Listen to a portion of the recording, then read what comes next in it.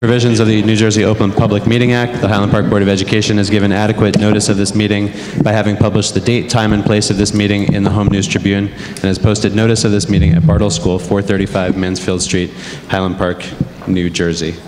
Linda, can we have a roll call, please? Ms. Aversa? Here. Ms. Berkowitz? Here. Ms. Bull? Here. Ms. Simarusti? Here. Mr. Dietz? Ms. Hughes? Mr. Ross? Here. Ms. Scherber? Here. Mr. Sherman? Here. Will you please rise for the Pledge of Allegiance?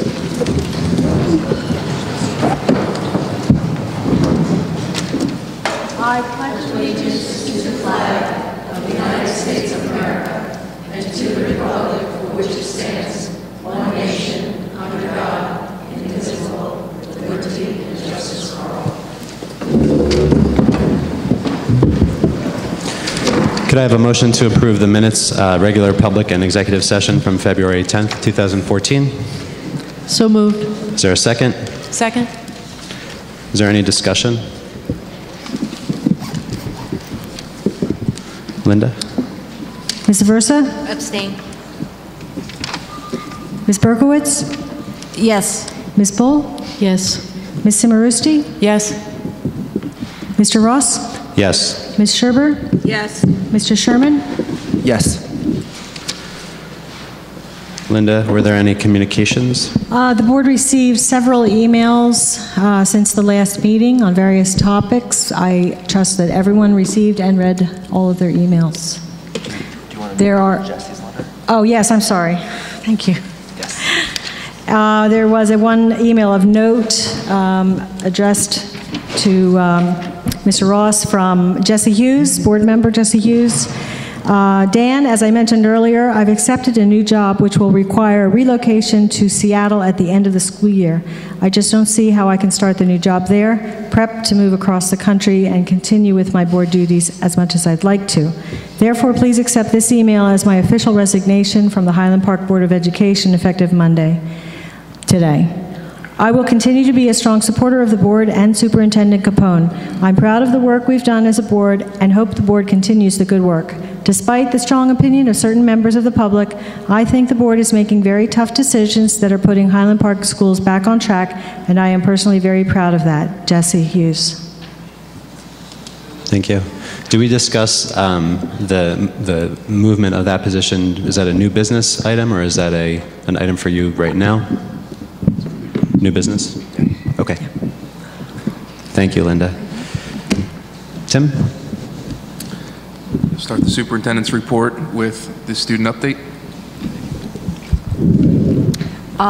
So currently, Global Awareness Group has successfully raised 3 boxes of winter clothing to be donated to displaced persons abroad through the International Rescue Committee. The previous month, before that, the Global Awareness Group also raised $150 to fight the issue of homelessness in New Jersey. Previous events this year have included raising 3 boxes of canned food and school supplies for the Highland Park Food Pantry, as well as raising over $200 to donate in cash. Also, the current programs that students are working on this month include creating a large art design in the glass hallway, which helps raise awareness about human trafficking in New Jersey and internationally, as well as ways to combat this practice. They're also helping by reaching out to local businesses to hang up flyers in different languages about how to report a human trafficking tip to the Polaris Project hotline. On these in the glass hallways, students are raising money for a women's shelter in New Brunswick by selling boosters for $1. And this will also help to explain the function and purpose of Women Aware, which is an organization which runs the shelter. And the hallway will provide information on domestic violence and hope to collaborate with the Teen Center on future educational outreach for this subject. Also, the class of 2015 is organizing a school-wide volleyball tournament, which will help raise class spirit and money for their prom and other activities. The Model UN Club won the trophy for Outstanding Small Delegation this weekend for the Philadelphia Model United Nations Conference, which is the first time we've attended this specific conference. Individual awards include Eli LaBelle-McLean, Outstanding Delegate, Anna Militek, Best Delegate, Zoe Temple, Best Delegate, Miranda Sapphire, Best Delegate, Chris Zhao, Best Delegate, Zach Tanawi, Best Position Paper, Alex Saff, Best Position Paper, Olivia Draper, Best Position Paper, Gabe Trevor, Best Position Paper, and Leo Goldman, Best Position Paper.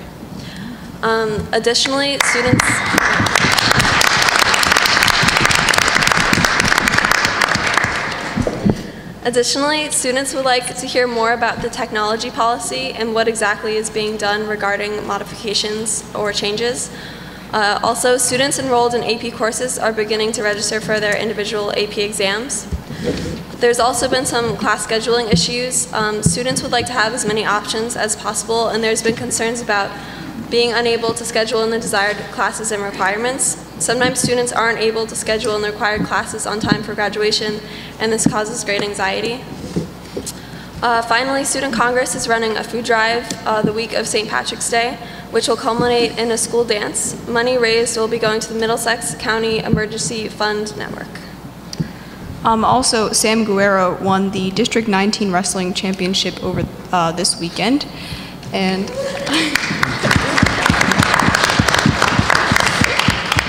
also, a flute has been missing for the past 2 months, so if anyone has seen it, that would be great. A flute? A flute. It's hers. Thank you. We just spent $25,000 last year on new instruments, so maybe you can pick up one of those. All right, thank you.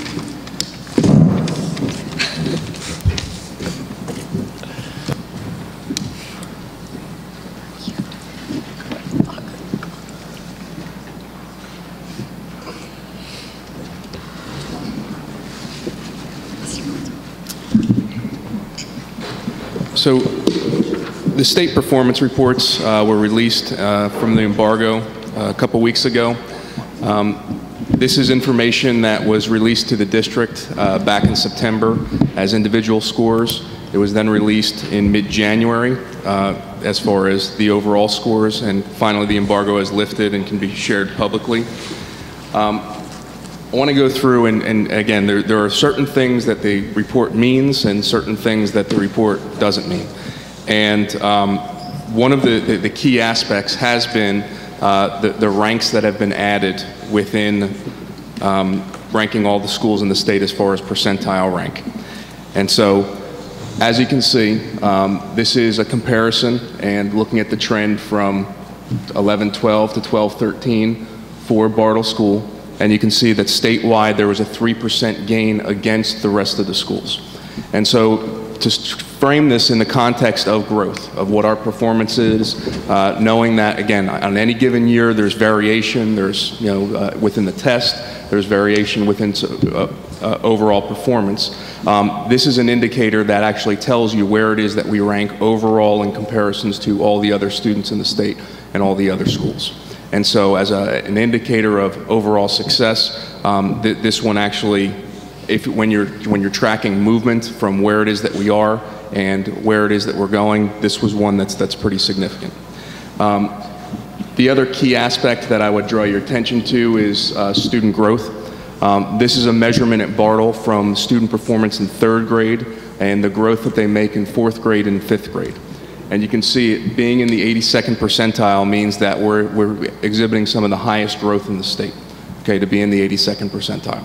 And so again, when you're looking at a trend overall and you're looking at where it is that we're going, you'd like to see that the student growth to continue to increase. But over the long term, and when you're looking at a yearly indicator, you would want to see that the academic achievement rises, seeing that we're making greater student growth than other schools around the state.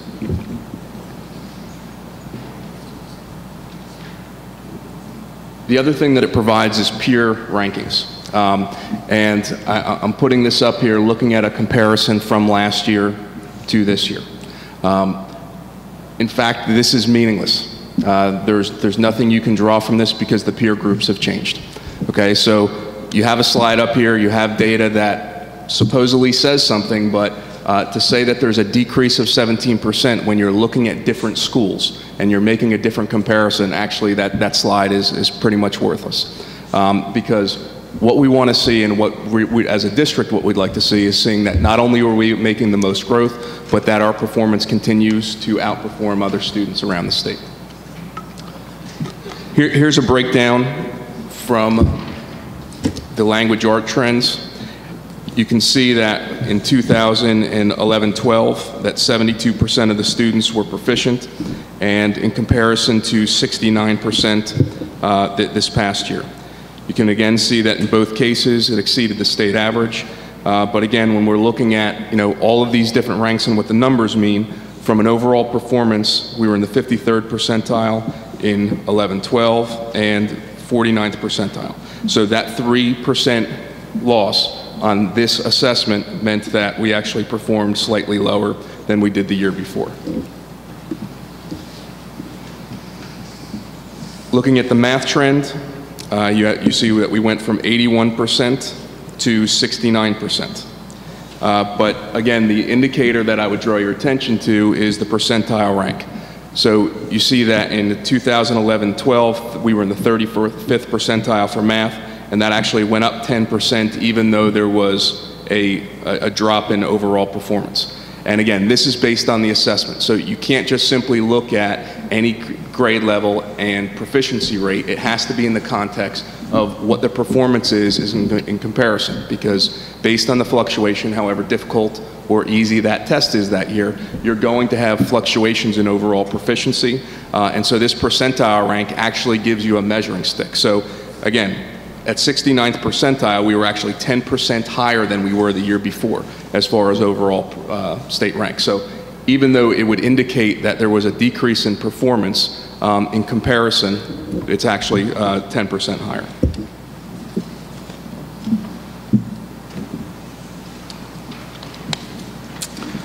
For Highland Park Middle School, which is an identified focus school, the news is actually pretty strong. You see that there were gains made across the board on the statewide proficiency. 2% as far as the academic achievement, and when you're looking at student growth, again, moving into the 71st percentile means that our students are outpacing other students throughout the state. That has led to those increases. This is where the conversation gets a little bit more complex as far as the identification of the focus group is based on highest within school gap. And so the comparison for focus schools is the highest subgroup compared to the two lowest performing subgroups. That gap actually, even though test scores went up overall, it did not improve the gap. And so one of the things when we're talking about planning and trying to address needs of all students within the district is how are we going to specifically address the needs of those students that are not performing as well within Tier 2 and 3 interventions. Again, here's a peer comparison, which again, this is worthless data.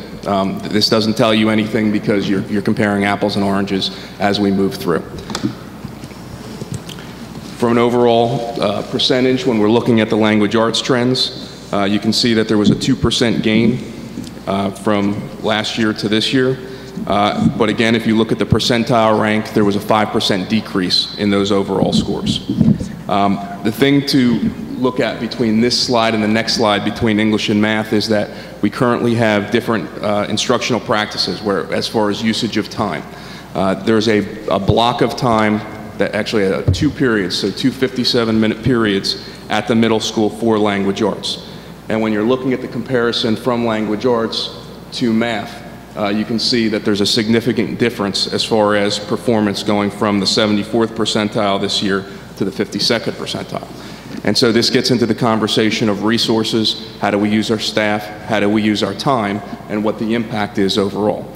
Because again, when we see that we have an average in the low 60s, it's based on the average of our math and our language arts scores. And so taking into consideration how it is that we use the time, how we use our staff, that'll be something as we move forward about the benefits of the block and what we can see as far as the academic trends and how that translates into what we do moving forward for those grade levels. The next set of slides are based on some of the information that was publicized in the paper, which showed that Highland Park High School ranked in the 26th percentile.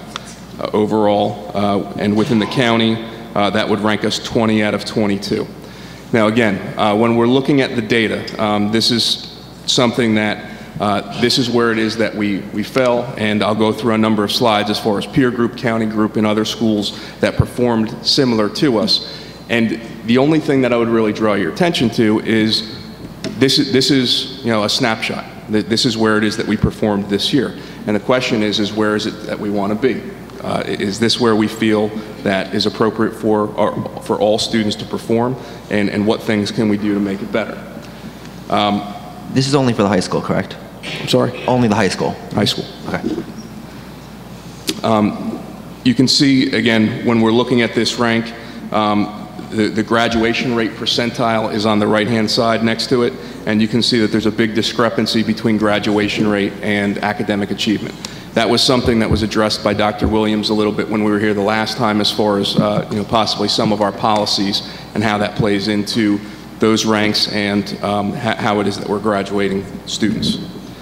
Can you read that? Because it's a very small number, the graduation Okay. rate. The graduation rate from percentile rank is 81st percentile. Thank you. And so What's the number? Can you read the three numbers? What's the? I can't. it's the number of students, which is 472. Okay. The percentile rank for academic performance, which is 26th percentile, and the state graduation percentile, which is 81st percentile. Thank you. And can we just clarify that the academic performance metric is based just purely on the HESPA? HESPA is the only test that they take at high school. Okay. Yes. So which, just to clarify further, is only taken by 11th graders. So. Correct.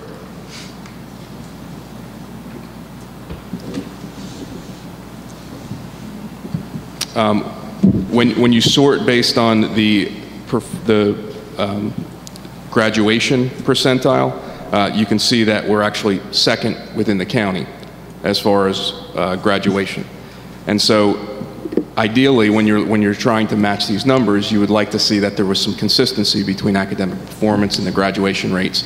And again, I think this is a larger conversation as far as what does that actually mean, and what does that translate. HESPA is a little bit difficult. I put those slides up there as far as being meaningless. The spread on HESPA is actually pretty narrow, where this is a relatively simple test. Most students do pass it. And so when you're talking about, what the ability is to jump from, let's say 26th percentile significantly higher, that is a real possibility going into the next year. And the goal would be is what are we going to do to meet the academic needs of those students to make that movement based on that narrow spread. We also have, with the change of tests that they've discussed, is that's going to change this. And so when you move and you're changing, whether it's the standards or changing the test, the impact potentially is that those data numbers are going to jump. So when you've heard in the paper about New York test scores falling 30%, or Virginia was falling 30%, that's really meaningless because it's a new test. So you can't really compare the last test to this test as far as proficiency. What you will be able to carry forward is percentile rank, where you'll be able to compare how you did last year comparatively within the state to what it is that you did the following year. And so I think it's significant due to that. Except it's not statistically significant because the N size is so small. I'm sorry? It's not statistically significant, though, in terms of our actual education, because just the N size, the size of the population, is so small. And as I would assume that you would see from a number of our percentiles, they jump. Well, you have the ability to grade it, yes. You would have more movement among percentile rank potentially based on the number of students. But what I'm saying is the percentile rank is something that you'll be able to carry forward from year to year, right, even with the change of the assessment. So again, here you're looking at, and again, this is to kind of make the point, when you're looking at what the spread is within the county. You have the highest performing districts at 99 percentile, or 99% as far as performance, and 82% as the bottom. And so that's where I'm saying that the spread is pretty narrow on the HESPA currently, and is a pretty easy test as far as overall performance, where you do see that most students do in fact pass the assessment. Switching to math, it's a little bit of a different story where we're looking at 78% of students passing. This is actually, again, this is a comparison within the county as far as overall performance. But I have a slide later that actually shows where it was in comparison with the state, which I think is a little bit easier to read and more significant. Tim, do you know, for the kids that don't pass the HESPA, what are they all passing the alternate high school assessment? Like what other routes are they taking to graduation, since the HESPA is a graduation requirement? Do we have that breakdown of? They can retake the assessment. We provide remediation during the school day for those kids, I believe. But I'm saying you have the alternate assessment, but most of the students that don't pass the first time are going to retake the assessment in the fall. So, but is this data based on just the first test, the first taking of the HESPA, or is this based on the cumulative of all three? Because they get three tries, right? They get the Right. spring of their junior year, the fall of their junior year, and then the spring of their senior year. Right. So I would think that this would be the data from the spring of their senior year, no? Is it spring of their junior? I think it's junior. It's, as far as I know, it is the spring of last year. That's the information that was provided to us in September, and I don't believe it's recalculated. It's something I can check. I think it's the March.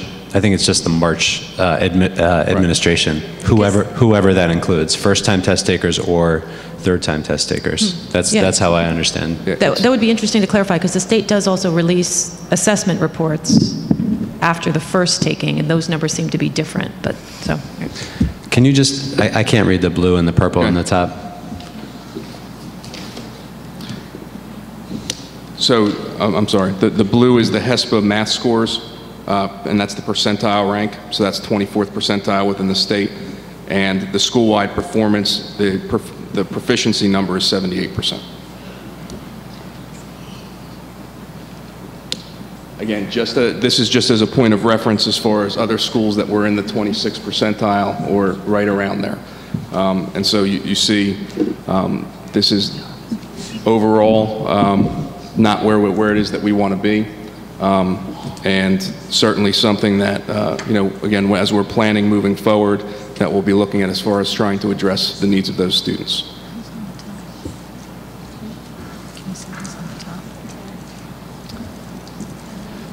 So again, this is when we're looking at the rank, and I think to Adam's point, you will see greater variation. So you saw a fall from 44th percentile to 26th percentile. Again, keeping in mind that it's a smaller number of students, but again, still significant that this is something that is a snapshot of performance based on last year. And again, this is a different group of schools, so this information, it's not really a 45% change because you're comparing it to a different group. When we're looking overall, you can see that again, that there was a fall as far as percentile rank, as far as overall performance. You can see that the state did increase by 1%, as ours fell by 2%. And while relatively small, you can see that the percentile rank at the high school level varies greatly based on that. Math is the same. You can see that again, we were above the state average last year and fell this year. And you can see again, looking at the bottom, that it was a 49th percentile rank, and the difference from there fell to 24%. This is the slide that I think really, when you're looking at overall performance, when you're seeing that the state average is going up, even though it's slightly, the margin of error is pretty small within language arts, but the decrease in math is really more concerning and something that we need to look in as far as planning moving forward, again, to identify what the needs there are.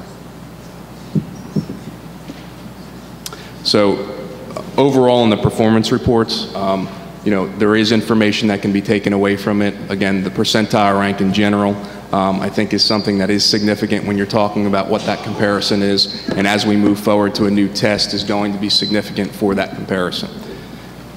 The other things that are taken into consideration here, you see that our AP/IB participation, when you're looking at one or more course, one or more test, we are actually significantly above the state average in all areas. And so we do have a group of students at our high school that are very high performing, and you can see that they're outpacing the state in all areas. That's true when we look at the results as well, as far as overall performance, and seeing that again, that we're exceeding the state average in all of those areas. Just to clarify, IB is International Baccalaureate? Correct.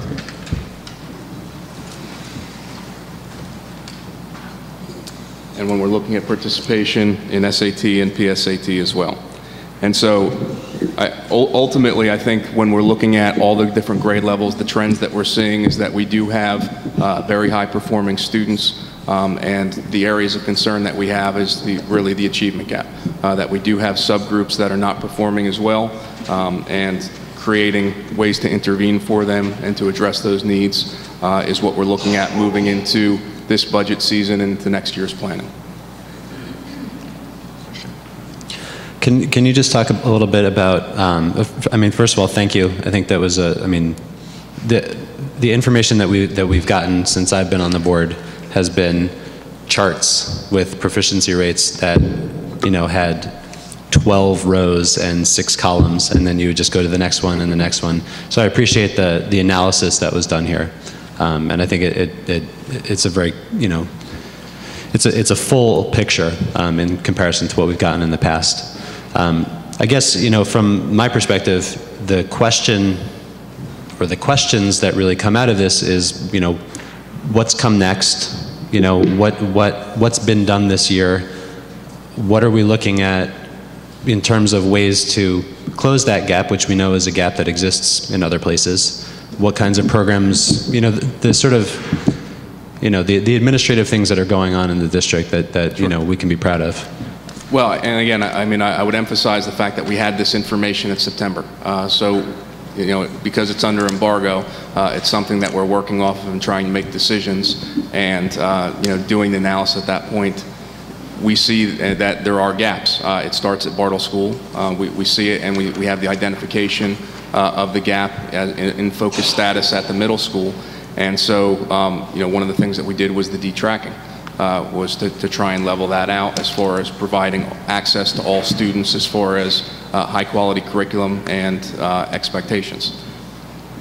The other thing that we've been working on has been the implementation of the Common Core standards. Again, this was something that we're a little bit behind on, and having materials that are aligned, having instructional practices and curriculum that's aligned is critical as far as making sure that all students are able to perform at their best. The other thing that was done at Bartle School was that was the report cards, and looking at the standards that they were being assessed on to make sure that we're communicating this is what students are supposed to be learning in school, and providing parents some kind of communication as to what that is, and using a scale and using the actual standards by which they're taught and measured. In addition to that, again, I mean, we've looked at the Tier 2 materials. I believe at the next meeting we'll be submitting through the curriculum committee the Tier 1 materials. The teachers have just finished doing the review of the Tier 1 materials. And again, looking at, you know, what are the expectations and how it is that we meet students where it is that they are and take them to where they need to be. That includes a comprehensive plan of professional development, of assessments as far as making sure that we're measuring what it is that we're teaching, that we have a longitudinal measure. Again, we had just purchased Fontes and Pinnell for the longitudinal tracking of students through the elementary school through 8th grade, which again will limit the amount of testing that's done, because currently we have multiple tests that are given every other grade level. This should limit that testing and allow us to be able to track them and their growth in a single system. So all of those things are building towards teachers being able to identify what student needs are, have information as far as what that performance is and how it correlates to what the expectations are, so that they can use that information. And that's really the critical data. The critical data is within the classroom, identifying where students are, finding out, you know, what's the measure that they're supposed to be meeting, and addressing that gap. Because if we address that gap, then the rest of these gaps will close. Thank you.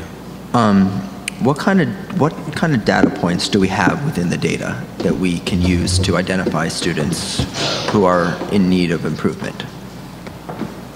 Well, again, having something like Fontes and Pinnell, where we're going to be able to track that, is going to allow us to do that. There's been some work as far as benchmarking. Study Island has been used for the benchmarking, but that's not necessarily aligned to what's being taught in the classroom. And so again, the process of aligning the assessments that the teachers give with what it is that they're teaching, and again, I mean, all of the things that we just listed, aligning the curriculum, the assessments, and the instructional practices, and even to the point of the report cards, which would then report out on student performance within those different strands, is the goal, so that there's clear communication and a clear understanding of how students perform and how it is that we communicate what is the learning that they're supposed to be doing in school, and what that means for teachers and for parents as well. You plastered the 26th percentile of the high school, which we all have seen, and I know many people in the community have talked about, but you also plastered the AP scores. And today in the home news, Highland Park was written about as having the highest number of students performing above 3s on AP exams in the county. The highest percentage. It was the highest percentage in the county, yeah. How do you, I guess, compare the two numbers, a 26% number and a number where we have high AP scores? We just heard from our student reps that we had numerous people win honors at the Model UN. We have a DECA club that excels beyond everybody else. How do we talk about this 26% and not lose who we're really talking about? Well, we're talking about two different populations. I mean, I think that's the right. But you paint everybody. But when we paint the school as a 26th percentile performing school, we paint everybody with that number. Mm-hmm. We don't paint just the one population. We paint the AP students as going to a 26th percentile school. I want to know how we have this conversation without doing that. Well, that's the performance. If you like the 92 or 93% passing better at them, you can use that. I think my point is that this is about comparison. When you're looking at where it is that everybody else performed, okay? Listen, I mean, if you want to, identify what that performance is and how it compares, you can throw up any number you want. If you like 92%, 92%. But it doesn't mean anything without the context of what the general performance is. I just showed you a bunch of numbers. Test scores went down, but our percentile rank went up. Okay, because the test changes. The population changes. And so when you're looking at that comparison, okay, it has to be within the context of what it is that you're talking about. And so, to say that you have an assessment where, 90+% of all kids perform well on it, okay, statewide, that's what I explained, is that you have a smaller gap as far as lowest performance to high performance. There's greater volatility in there as far as how your movements potentially. We have a small number overall, okay, so again, you're looking at each kid is worth more as far as an overall percent. That doesn't change what that rank is or what the performance is in comparison to the rest of the state. Right. So I'm not a statistician by any stretch of the imagination, but I am in grad school right now learning a lot more about statistics than I knew before I even sat on this board. And from my understanding is that really none of these numbers matter. Because if you look at any of our subgroups, the populations are just way too small to have any significance whatsoever. And my concern is paying too much attention to these numbers and not paying enough attention to the kid. I don't think that's the case.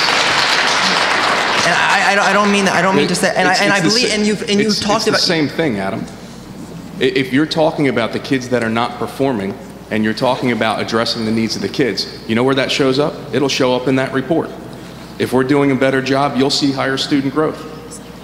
If we do a better job overall, you'll see higher academic performance. So there's no judgment in the number. What it is this is where it is that you've performed. Are you happy with where we performed? And if not, what are the steps we take to change that? I just don't think that's the true number of where we perform, in the sense that 1 or 2 kids affect that number. Not 50 kids, not 100 kids. 1 or 2 kids affect that number.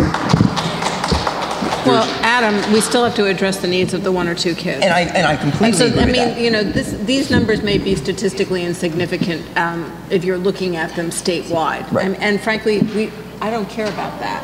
But what these numbers tell us is that there is a small number of children in our district who are not doing well, and we need to address their needs. Yeah. Yeah, I think that's very well said. I just don't want everybody to get paint with the same brush. Well, and I think the other interesting thing to look at too is this is just a snapshot of the last 2 years, and it's interesting, I think, to then look at that over, let's say, the last 10, and to see is where we are now really any different than where we were 10 years ago. I mean, from what I've seen in the numbers, because we are such a small district, there is a tremendous amount of volatility in those numbers, because as Adam said, 1 or 2 kids can significantly change where those numbers go. So, you know, it's not to take away from the fact that there are students in our district that we could absolutely be probably serving better at any given time, but that when you stick this 26th percentile on and then call us, you know, we get some thing in the paper saying it's the third, you know, lowest academic achievement, I think that's where people's concern then comes in.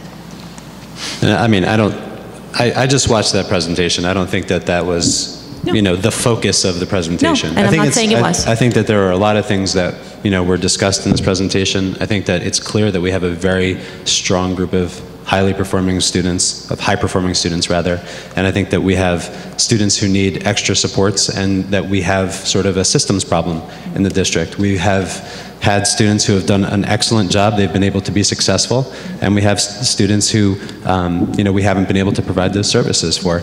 And so I think the question is, how do we provide those services so that all kids can, you know, ramp up a level? Sure. And I think... And again, I mean, I think that's where we're looking at the systems within the district and what the responsibility of the district is. And the district is all kids. And again, we have great kids, we have high-performing kids, but the responsibility of the district is making sure that every student meets their greatest level of success. Yeah. And so, again, as we move into the budget and we start talking about what type of intervention do we provide, how do we provide the level of services, how to identify what the needs of those students are, make sure that staff have the training and the ability and the time to work with those individual students to allow them to reach greater levels of academic performance. Great, thank you, Tim. And the other thing that I think should be said also is our demographics in our district have shifted dramatically in just the last 2-3 years, that the services that we were providing 2-3 years ago are not efficient for the changes in the demographics that we have experienced. Adam, I'm going to respectfully disagree with you when you're talking about tracking elementary students and some of the other things that we've addressed. Yeah. I mean, that's ridiculous. Yes. Certainly, there's an understanding that if you have needier populations, that there's a greater area of need and academic need specifically. Yeah. But you know, there are also things that we've been doing that have hindered us as well. And again, I mean, we talked about at the beginning of the year when we were talking about detracking and what the data told us on that as well. Yeah. Are there any other questions about the academic report? Thank you, Tim.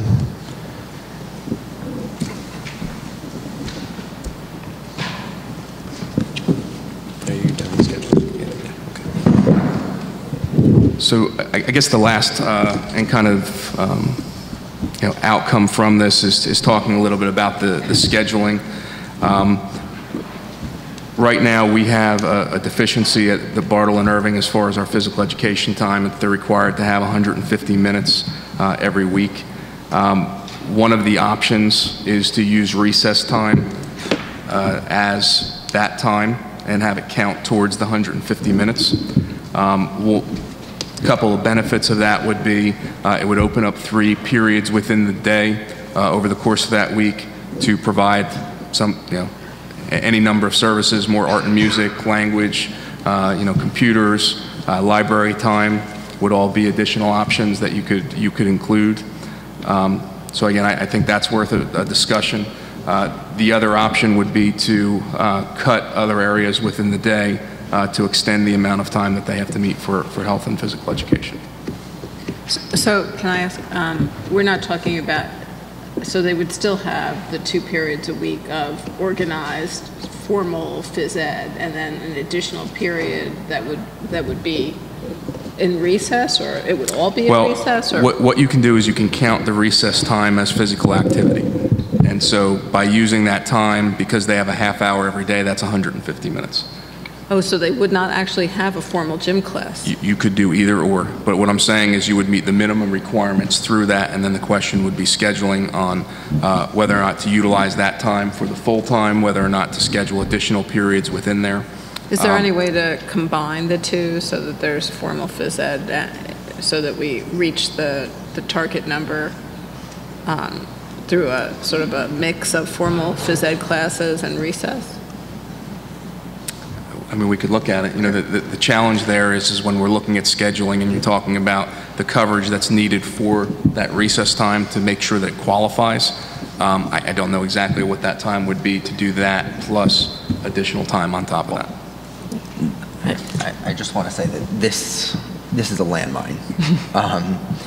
This is a landmine that the board, about 4 years ago, we were written up in the New York Times about the way we gave recess in Bartle School, and we negotiated in our contracts an extra timing for recess, where we took away, where now we know that our teachers leave and I believe come and leave, or come 5 minutes early but leave at the same time as our students. And that was a direct result of our recess conversation, that many members of this community came and asked for more recess because we were only giving 15 minutes. I'm not saying I disagree with your plan. I need to hear more about it. I just want to let you know that this has history in our community.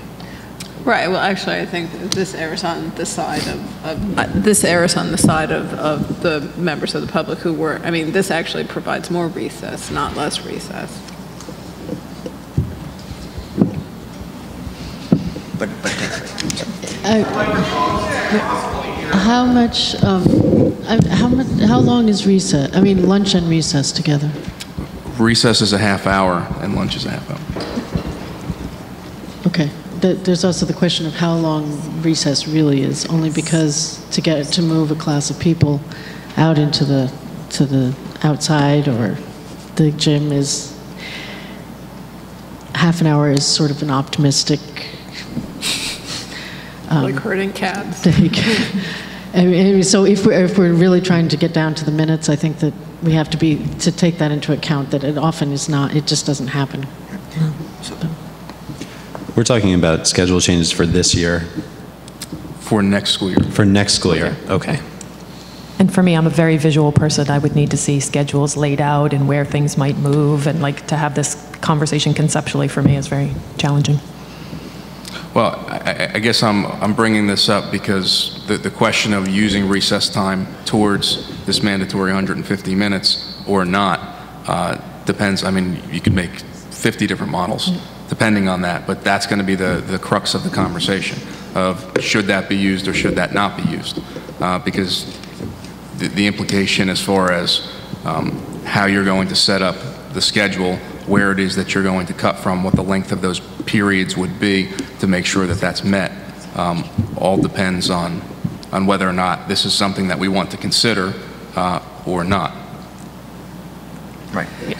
What's the requirement? How many minutes? 150 minutes per week. 150 minutes a week.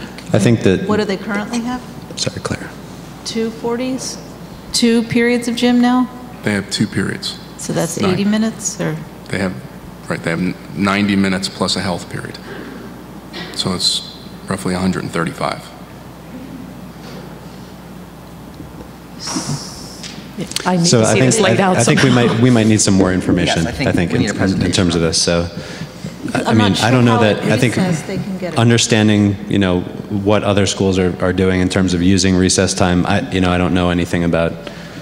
Well, these kinds of things. This comes up because of what the length of the day is, and because when you're looking at how long the day is, how long you're going to be teaching each one of these subjects, and like I said, whether or not we even want to explore this, I guess is we can come up with 2 models as far as this is what this would look like, and this was.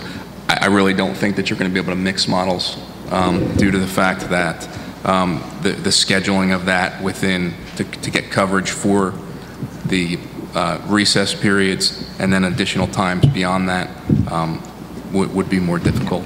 Have we floated this idea with the gym teachers?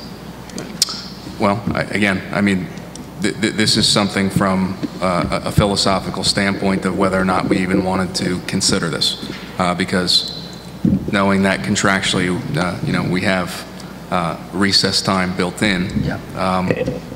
You know, I thought it was worth the conversation before we started making models. Yeah. I would wonder how the kids would get a grade in PE if it was during recess. Good question. So maybe next meeting you could have some of this prepared and we could have maybe a fuller discussion. Thank you. Greg? No. Well, there was one other.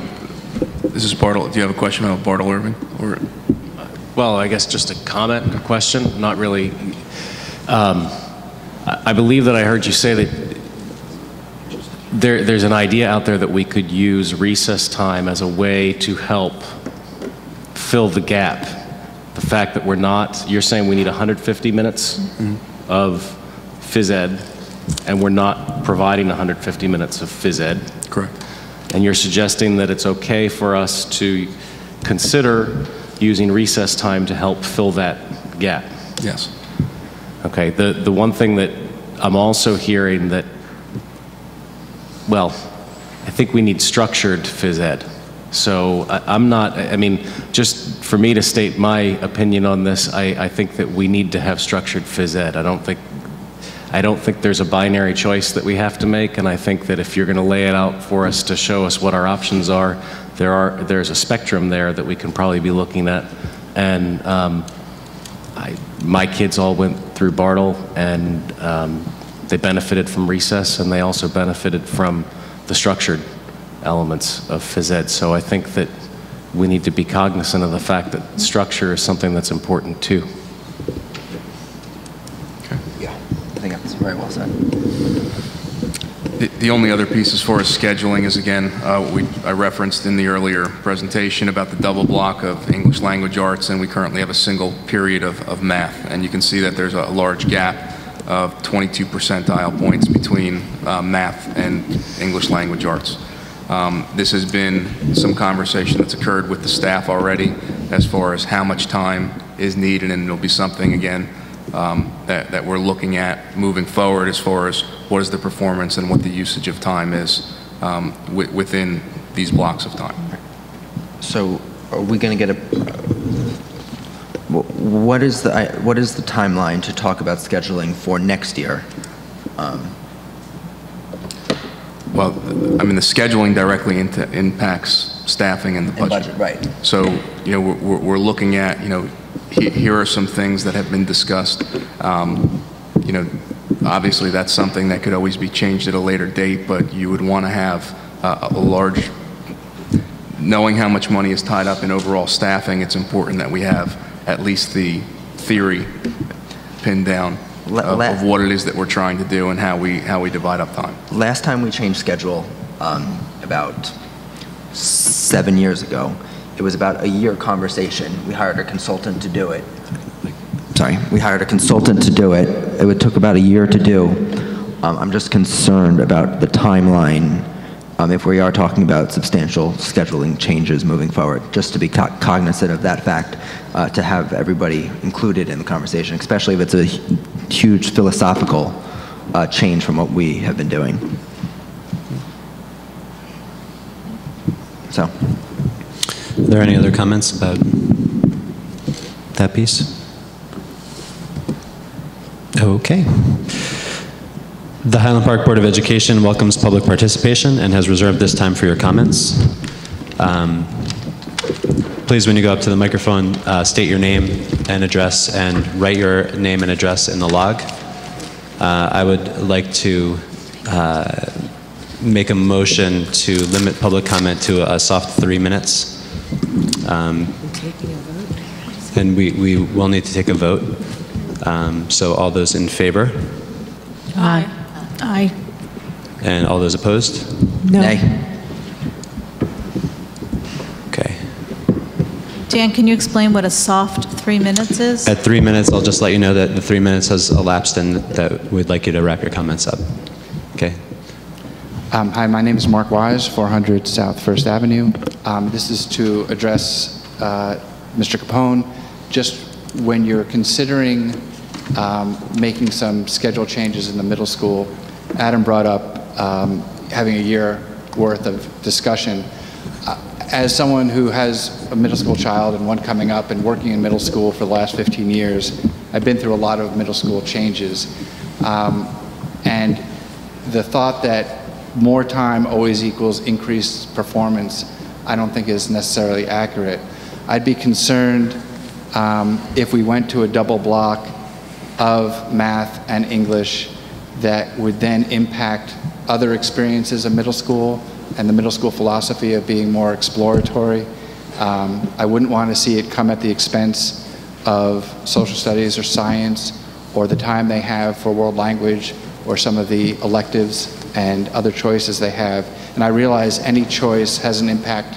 It's a cost benefit, and it's a zero-sum game when we're working with a fixed amount of minutes.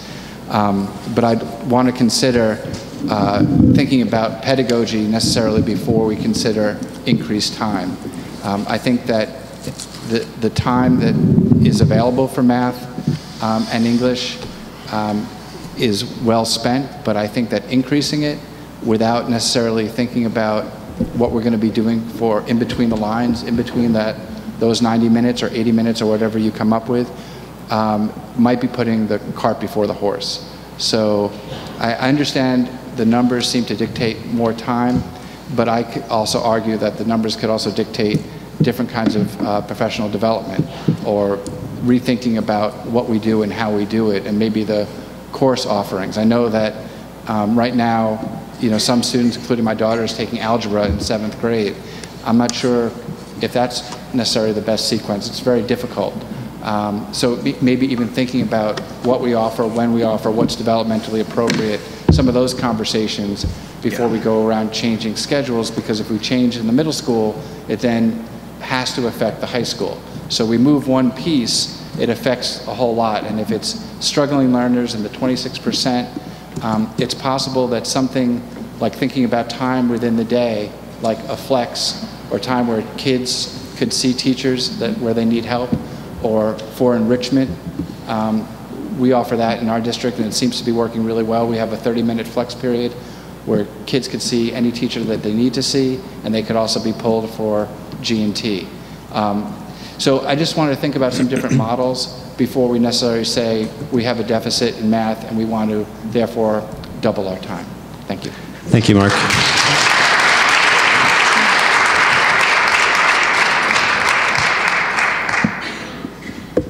My name is Ellen Rosner, 241 South 7th Avenue. I want to talk... Ellen, if you could just sign in, please. Okay, don't start my 3 minutes. Thank you. Thank you very much. It's soft. I appreciate it.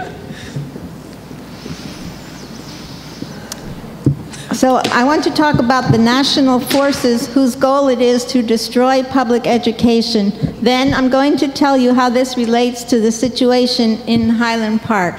For the past 15 years, some very wealthy corporations, among them the Bill Gates Foundation, the Walton Family Foundation, and the Eli Broad Foundation, have spent billions to impose their corporate model of top-down management on the public schools. Their policy is to close schools and replace them with charters, to remake other public schools in the image of corporations, to weaken or eliminate unions, all in the guise of school reform. New Jersey is one of the states targeted by the predatory deformers. In large urban school systems, Camden, Jersey City, Trenton, Newark, schools are taken over by the state. In smaller districts and those with more resources, the goal is accomplished differently. The Eli Broad Foundation, spelled B-R-O-A-D, has an academy which recruits mostly business people whose philosophy of privatization and anti-unionism matches its own. When graduates of this academy are placed in superintendent positions, chaos reigns. Disruption is the goal. Michelle Fine calls it disruptive innovation. Whatever you call it, wherever Broad superintendents go, they sow chaos, fear, and paranoia. Montclair Superintendent Penny McCormick is a graduate of the Broad Academy. Montclair, once a fine school system, is now in disarray. Highland Park Superintendent Tim Capone comes to us via the Regional Achievement Center, which is funded by the Eli Broad Foundation. Highland Park schools, well known for years for their excellence, are declared to be in need of drastic reform. Union officers are fired. Educators are intimidated.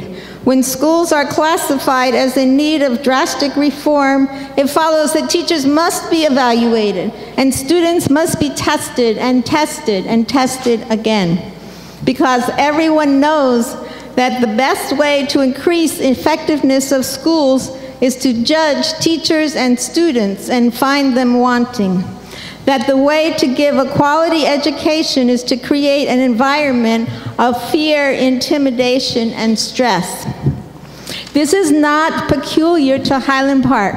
This is the Broad strategy. This is a national strategy whose agenda is to eliminate public education. Public education is the cornerstone of our democracy. Ellen, please just be aware of the time. Please do not let it go without a fight. Thank you.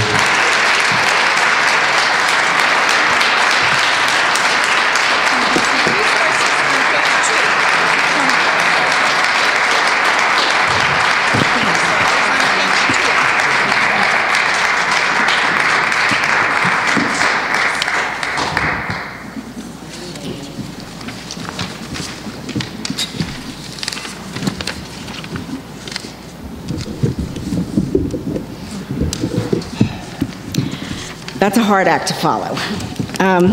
For those of you that don't know me, my name is Marcia Cleos, and you'll be happy to know that I'm not here to debate any issues or call anybody any names or make any accusations. I'm just here to talk about the town that we live in and the impact of perception, whether it's right or whether it's wrong. For those of you that don't know, I've had 3 children that have gone through the public school system. This is the time of year when they're all getting a year older, but one is pushing 30, one is pushing 27, and my youngest is pushing 20. So 2 are college graduates, and one is still in college, thank God, and we're almost done. I went to back-to-school nights for 23 years. With that being said, professionally, I'm a realtor. And my office is located in Highland Park, and I'm licensed by the state to list and sell houses within the whole state, focusing mostly on Middlesex County because that's what I know best.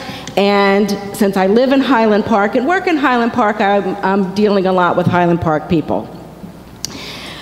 The problem that I ran across as of late was that I was hearing things that were extremely negative and reading things in the newspaper that shed a very negative light on our town that we have all loved and cherished and sent our kids through for many, many years. And when I'm dealing at ground level with a lot of people that are looking to move into Highland Park, the first question they ask me is, how's the school system? And the way it is viewed now is that it's chaotic. What once was, as the previous woman said so eloquently, was a superior school system, and which the superintendent may or may not know. The kids graduated, they did well, they excelled, they all went to college. I mean, the majority of them, the graduation rate is wonderful, everything was great. And what I always told people was, it's a small district. You get personal care, there are 100 kids in a class, everybody knows everybody, and your education is good. The kids graduate and the majority go on for higher education. The disadvantage of that is, unlike East Brunswick, we can't, that has 700 or 800 or 1,000 kids in a class, we cannot offer the same kind of extracurricular activities and extra classes that they have. But you make your choice. Highland Park has been known as a nice walking community, and that's why people like to live here. The school system is why people are willing to live here, pay the higher property taxes that we pay compared to our surrounding areas. It's hard if you don't have anything to give back for that higher property tax. I can say school systems are what keeps your property values up or down. If you look around in the surrounding areas, you'll see that the school systems aren't as good, the property taxes are less, the costs of the houses are less, but their school systems aren't as good. So if you own a home in this town, which I'm sure a lot of you do, I've had 3, I would be worried because the chaos that the school system has the reputation of being under now is going to bring down your property values. So I'm here as a realtor, not as a parent. I'm here as a business person trying to tell you that the danger that you're all that own homes are going to run into is your property values are going to go down. Nobody's going to want to buy houses here and pay the high property taxes if the school system isn't good. Even if you don't have kids in the school system and you own a home, it's still going to bring the price of your house down. And that's the point I wanted to make. And if you don't believe me, look around you. Open your eyes, look past the nose on your faces, and understand that this is a reality. Highland Park held its own during that awful crisis that we had in the real estate market, and prices went down, but not as much as their surrounding areas did. So you have to be very careful because we're right in between, we're going to become the go-between between New Brunswick and Edison. Oh, that's Highland Park you're going through? But nobody's going to stop to live here. Thank you. You're welcome.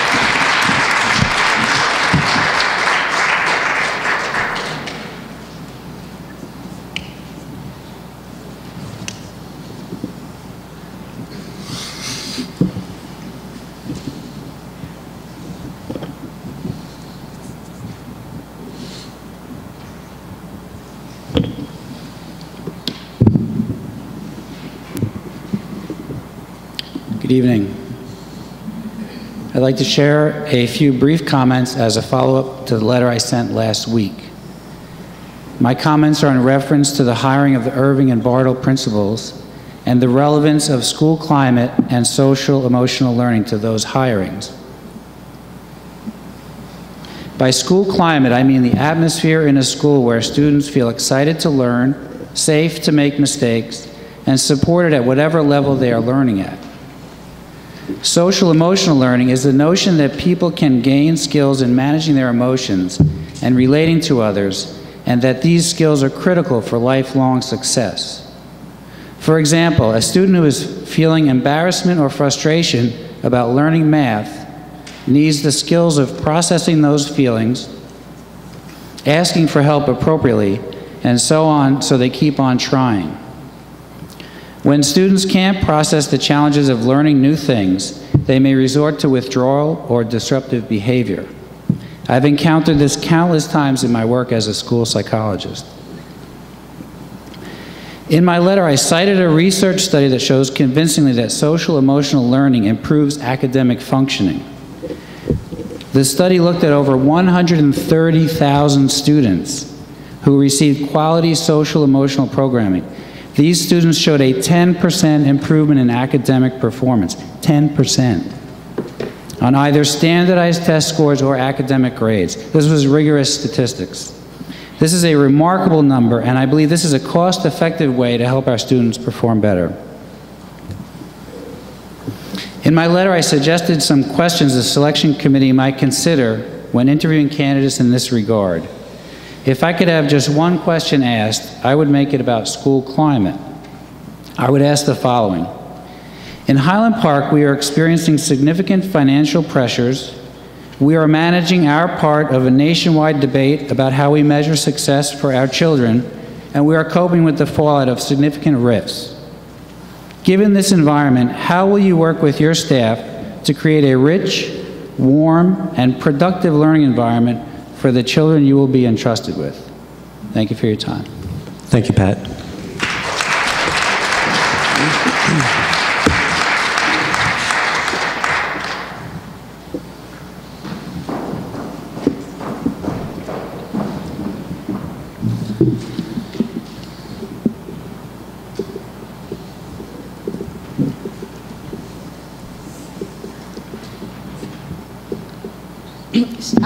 So I will likely go over 3 You have to minutes. just state your name, please. Sorry, Bobby David Kumar, Cedar Avenue. I will likely go over 3 minutes. There are individuals who have ceded their time. Should they list their names out, probably about 12 minutes? If you could, someone else could continue the letter if there's a letter. Would it be okay if I kept reading it and just had them come up and cede their time? Just so, no. Yes, that sounds fine. Thank you very much, Mr. Ross. So just let me know and then somebody will come up. Sounds good. I'd like to provide some much-needed context for the New Jersey Schools Report Card just reported on by the administration. If we're going to use numbers to make drastic decisions, such as redirecting the course or philosophy, curriculum, or pedagogy of our schools, we need to use more than limited data points. We may have all heard the line, there are lies, damn lies, and statistics. It is critical to know that when conducting any review, looking to data, accuracy, context, and trends trumps everything else. Of equal importance is the size of the data set. In Highland Park, we have an exceptionally small data set and therefore greater susceptibility to volatility. The data showed me that we are a district with certain isolated concerns, and I too would like us to take initiatives so that our teachers are supported in their teaching and our students are in the best learning environment we can provide. Mostly I learned that given our small size, we could take an approach whereby we look inward instead of outward. Using data to compare ourselves to other schools is problematic for reasons ranging from fraud. Woodbridge, currently ranked one of the best schools in Middlesex County, has been embroiled in a standardized test cheating scandal that has until very recently plagued their district. To data error, either in inputting or calculating the state results. The DOE provided data points would have to be error-free for fair ranking, and that is why context and trends plays an important role here. In fact, the DOE itself stated in January 24th interpretive guidelines, they state that the performance report card should be used carefully and with deep consideration and not as a final directive to justify overhaul without careful and sound review. Quote, while some viewers of the school performance reports may try to utilize them to create a summative rankings of school, akin to a best New Jersey schools list, NJDOE is not encouraging their use in this fashion. As educators know well, measuring school performance is both an art and a science. NJDOE does not collect data about other essential elements of a school, as many of these data points are beyond both the capacity and resources of schools to measure and collect well. By their own admission, this is not a complete analysis or holistic approach to our schools.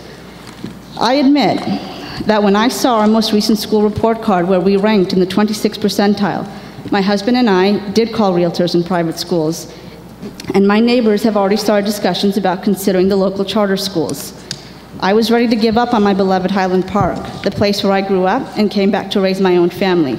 But before we acted in haste, we went on a mission to get context. The current school performance report card is broken up into 3 categories: academic achievement, college and career readiness, and graduation rates. There are 2 sets of data used by the NJDOE, the assessment reports and report card performance data. And for report cards, it uses a single graduating class for the academic achievement category. Bobby, that's 3. Thank you. Yep.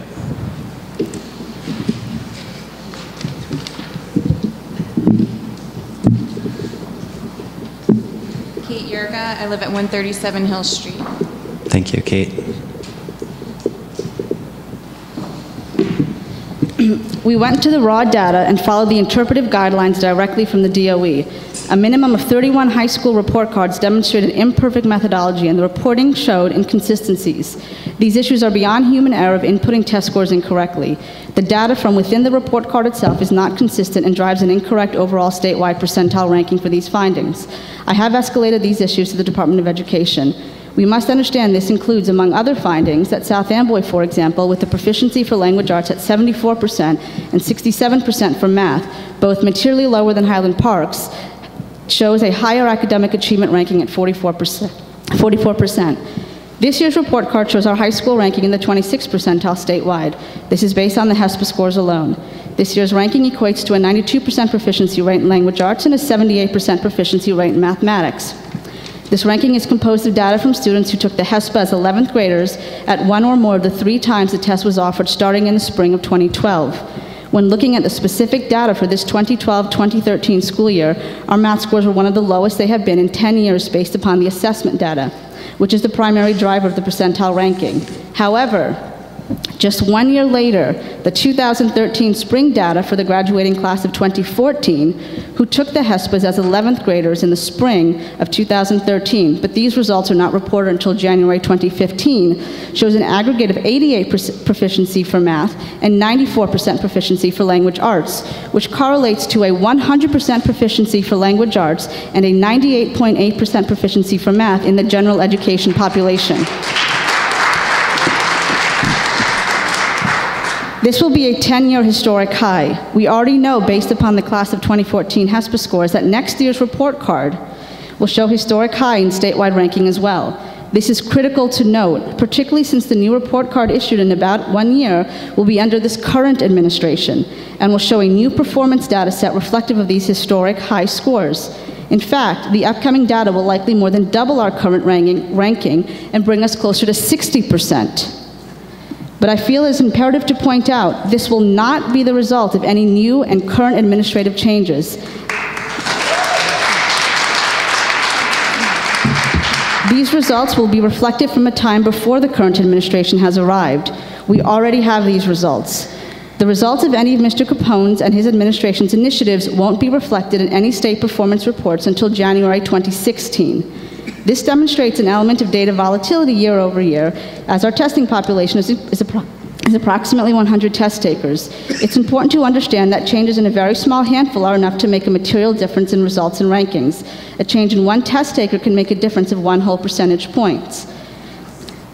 Using the data to graph the overall trends for the past 10 years, our language arts and math HESPA scores have actually been steadily increasing year over year.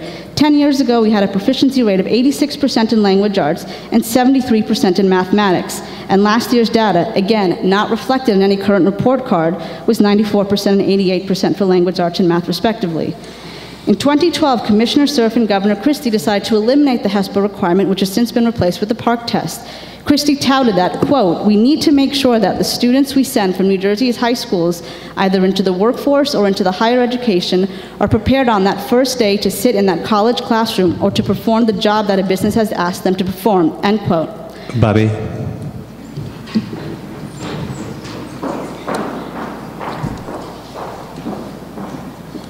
Janice Sodikoff, 120 Donaldson Street. I cede my time to Bobby. Thank you, Janice. Sure.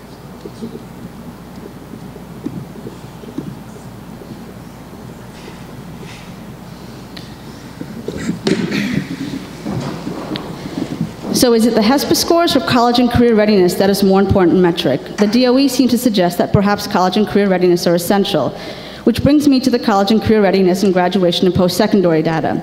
We are in the highest category, called very high performance, for both college and career readiness and graduation rates. These are academic measures put forth by the DOE. College and career readiness measures the degree to which students demonstrate behaviors that are indicative of future attendance and/or success in college and careers. Highland Park High School's ranking for these two indicators has gone up over the last 2 years. Highland Park's state ranking is the 82nd percentile for college and career readiness. It is higher than Metuchen's and in keeping with New Providence High School, which was recently ranked by New Jersey Monthly as the best high school in New Jersey. For the past 5 years, our SAT scores have generally hovered around 1,600. A score of 1550 and above is viewed to be a benchmark indicator of post-secondary success and indicates a 65% likelihood of obtaining a B average or higher in the first year of college. 54.4% of our students score above 1550 on the SATs versus the state average of 43.9%. More importantly, participation in the SATs has been increasing steadily year over year in Highland Park. Currently, we have SAT participation of 90.4% versus a state average of 75.3%. Highland Park meets 100% of our high school level statewide targets, while Edison's J.P. Stevens, South Brunswick, Woodbridge, and Metuchen all do not. Over the last 4 years, our graduation rate is also increasing and is about 94% with a 0% dropout rate, which puts us in the very high performance category. As a note, districts such as Princeton, Metuchen, and West Windsor have higher dropout rates in Highland Park. The DOE itself advises careful and sound review, deep consideration. The report card cannot be used as a directive to overhaul a district. The takeaway from my research has shown that trends for the HESPA scores have been increasing over the past 10 years. Highland Park was already on a trajectory for a historic high with the spring 2013 data, with a ranking of near 60% statewide, which correlates again to an aggregate language arts score of 94% for language arts and math scores close to 90%, with 100% proficiency by the general ed population in language arts, and 98.8% proficiency for the general ed population in mathematics. This again will be reported in January 2015. Highland Park does appear to place an emphasis on college and career readiness and the SATs. I learned that we have problems in certain subject matters at our school, and that looking at reports is both an art and a science, as per the DOE itself, and a function that requires careful and thoughtful review to understand and calibrate and solve our concerns. This data tells me that given our small size, we can provide creative, informed solutions, if we so choose. I have learned that the picture of our district is far deeper than one brushstroke. While it's not ideal that all of our scores are not higher, I also don't feel that our schools are in a crisis as a result. I would rather focus on a quality education for all, where all of our students are ready for college and career upon graduation. And I learned that the three things that drove us to move to Highland Park for our family are the same three things that will keep us here. Small class size and therefore increased opportunities, a good, albeit like all things, not always perfect school experience, and a diversity not found in many of the other communities and private schools we looked at. Bobby.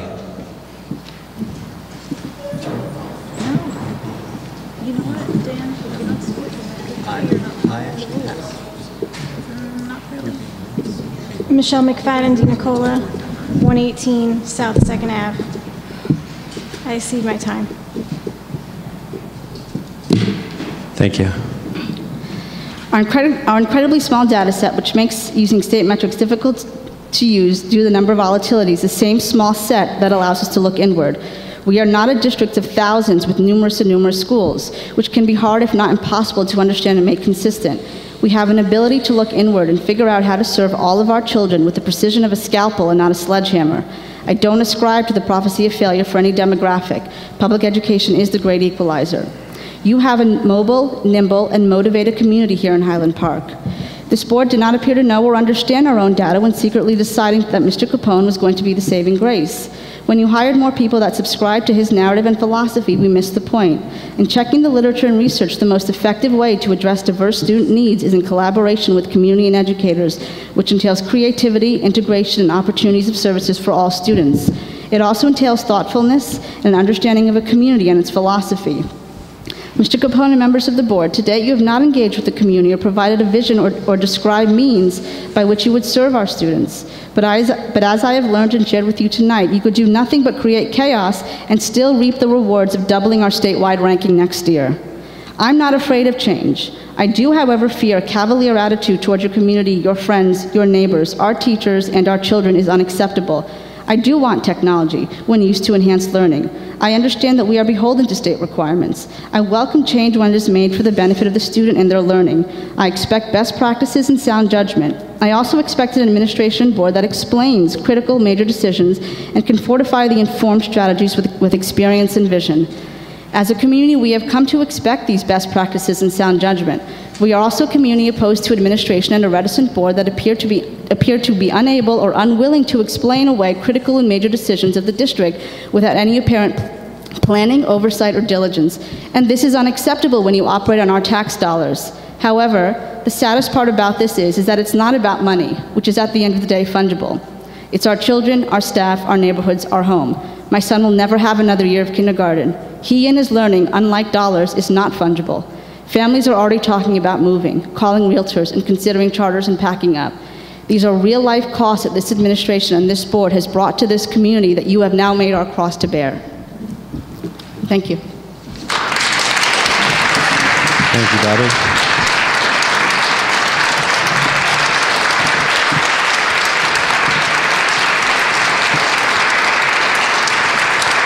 Is there any other public comment?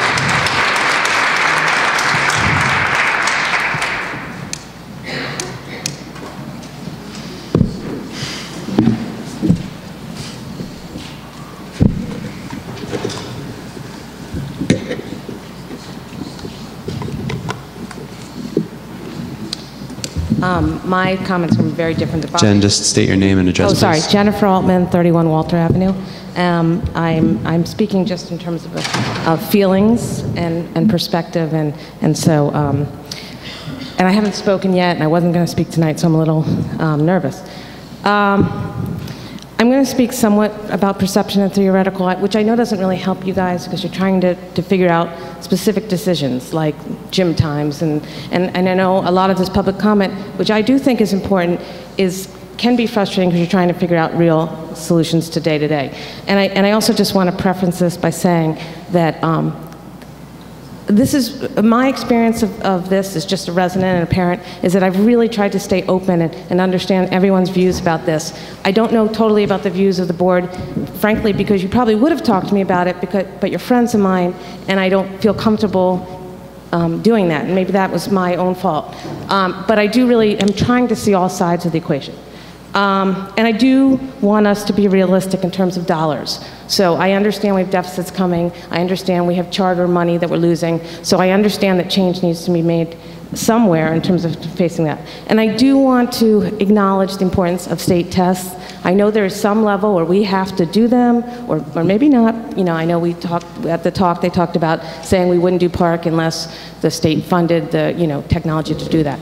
But there is, it's a reality. We've all gone through standardized testing, so I don't want to totally discard that. What I just want to talk about is that I'm concerned about what our philosophy is going forward. For instance, when I saw the test score presentation, which I'm sure is accurate of the test scores and thorough and so forth, I'm still not, and even though the test scores do show that we have a gap and we do have kids that really need extra attention, I'm just concerned about how we're going to address them. Okay, so in fact, we probably already knew those kids existed before the park told us they existed, because we are 100 people a grade. So that being said, we are a very unique case. I mean, I'm sure there's other districts in the country and in New Jersey that have 100 kids per grade and also have very high performing perceptions, right? Go to college, AP, and kids at the poverty level who are scoring below. But generally, we are a very unique case. So here's what I'm asking is, do we have to care about the scores? Like, I know we have to do them, and I know, and I want to acknowledge that probably Superintendent Capone was hired to change those scores. So he was probably, and I don't know that for a fact, you guys can tell me if I'm right or wrong, but if he was hired to do that, that's what he's going to try to do. And many superintendents are hired to do that, and you may have had success doing that. But I do want to say that we have to just stop and say if that's totally the right philosophy you want to go overall, because we already knew those were low performing, and if we spend too much time on getting their test scores up or addressing them in non-unique and creative ways, since they're around other kids that are high performing, I am afraid that we're going to damage the education of our kids. So I just want to say that I don't know where that leaves us, because I think that you guys want to get the test scores up, and I'm still not sure that they really matter. I don't think we'd get a school really taking over, and I don't think it really will affect our property values. I think it's more about the perception of having kids go to good colleges and score. So could we not care so much, but still help those kids at the bottom, but keep the strong programs that we already have? And then as we move forward... Just be aware of your time, please, Jen. Okay. No. You can finish. Okay, I just want to say, so then, how are we going to move forward? Because if there is an element of you guys that does want to work on data-driven performance scores, which may be necessary to some extent, but then there's also, we don't want to spend too much time on the test because we don't want to mess up what we have.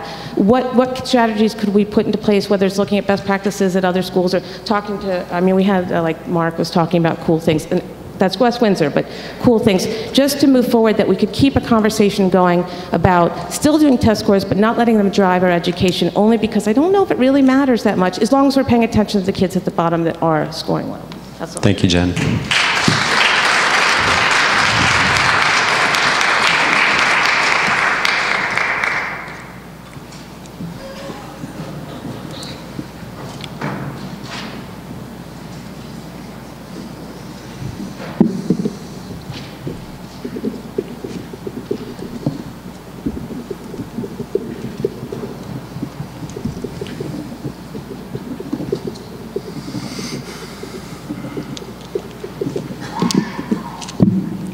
Hi, my name is Melissa Newman. I'm at 215 Montgomery Street. And I just wanted to say that in the Common Core Standards in Language Arts, it includes formatting documents, with the font and the type and stuff like that. And I hope that it would also include to not do black font with black background, and that it would also include when slides are created to create them in such a way that the person in the back of the room can actually read the slide. Thank you. Thank you.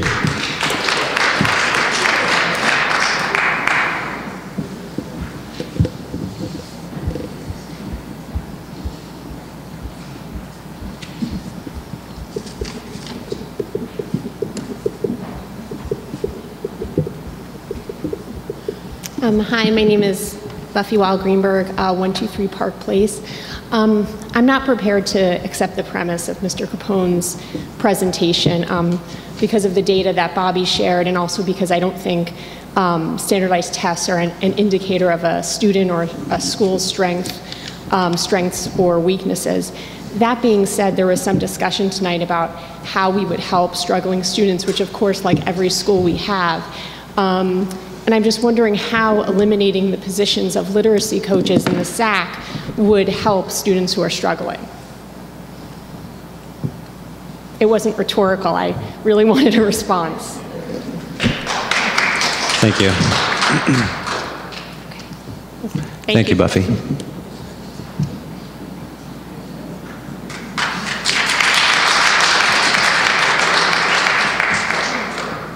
Is there any other public comment?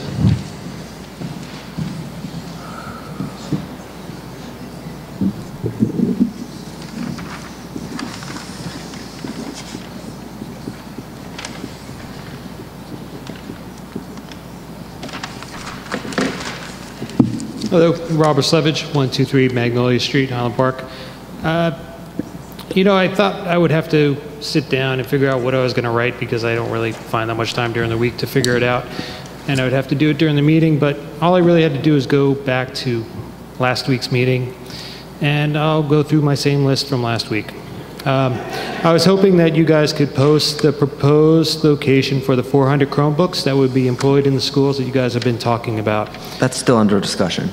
Understood, but you know what, if it's under discussion, I think it was in 2 meetings ago where Mr. Capone said, yes, I think we need to push forward with the 400 Chromebook purchases because it would be a per computer to computer replacement for the 350 that you were trying to get rid of, that because they're running Windows XP. We'll report out on that in the Finance Committee. Yeah, again, I would just like to know how you guys are planning on using them.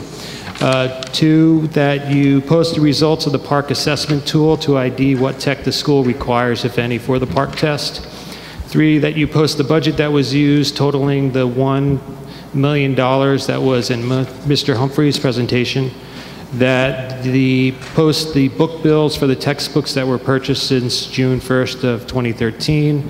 Number 5, that you post all the executive session minutes for a minimum of at least the last 6 months, if for nothing else but to give an air of transparency to all of your actions.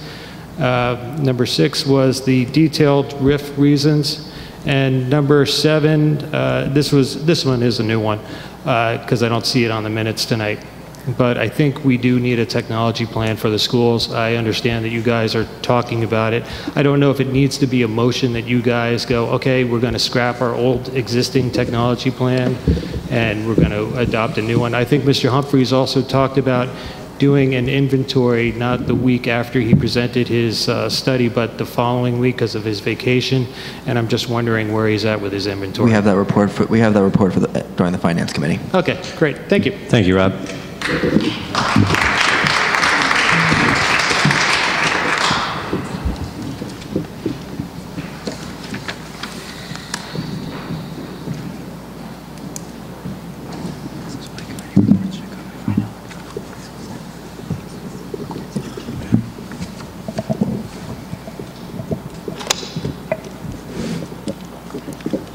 Hi, Sarah Heimowitz, 216 Graham Street. What I want to say is that as we go into, or as you go into discussions and considerations about things like schedule changes for next year, what I thought I was hearing proposed, and I'm not sure, and it wasn't a formal proposal, is to double block for math, and presumably that's because of what the test, the HISPA test scores showed. And what I want to propose is that when we go about thinking about the schedule changes, we think not in terms of where we want to be on the HESPA test, but what we want for our kids and what we want our kids to be. For me, I'd rather have my kid be exposed to a number of different subjects and philosophies and ideas rather than excel at advanced calculus or something. It doesn't matter to me. I think when you focus on one thing, like just improving math scores, and if you double block math, then you're necessarily going to have to take away time from another subject. And every subject in school is important and teaches kids to think creatively and in different ways. So what I wouldn't want to see is for the kids to be taken away from any subject just because of math scores, which we've seen. The tests are flawed, the results are flawed, the way that it's presented is flawed. You have to look so far beyond the actual numbers to get a real picture. And Bobby has certainly made a good point about that tonight and showed us why that is true. But there's nothing to me that convinces me, that math and doubling up on math at the expense of something else is more important than exposure to arts or sciences or social studies or sociology or philosophy or anything else. I don't think we should draw from anything just because we're focusing on raising test scores, especially when most of our kids, if not 100%, are already meeting the state's requirements. So when we go into these discussions about it and you're thinking about these changes, think about what we want our kids to be as human beings, as people, not just as kids taking a test and numbers on paper. We want our kids to be compassionate. We want them to think creatively. We want them to be able to debate. We want them to enjoy art and culture and music and all those things. It's not just about the test scores. And I'm certainly not the first person to say this, but I want to reiterate that. Thank you. Thank you.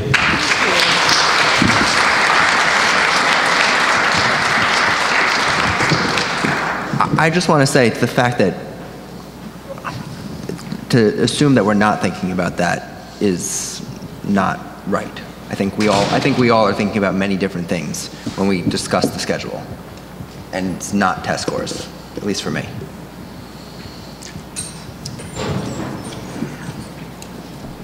And I don't think it's for Tim either.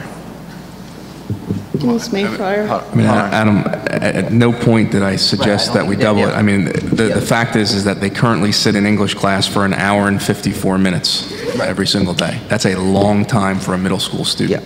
And, you know, the only conversation that's been had, again, I would actually agree with you, that's too much time for middle school students, and that there's a better way to maybe cut the English time to support math, would be actually the suggestion I would make, to try and even it out. But I think you have to look at and see that there's a pretty significant gap as far as performance, but I certainly wouldn't be advocating 2 hours of math and English for every child in middle school. And in terms of testing, I heard you actually say reduce the time, the number of tests.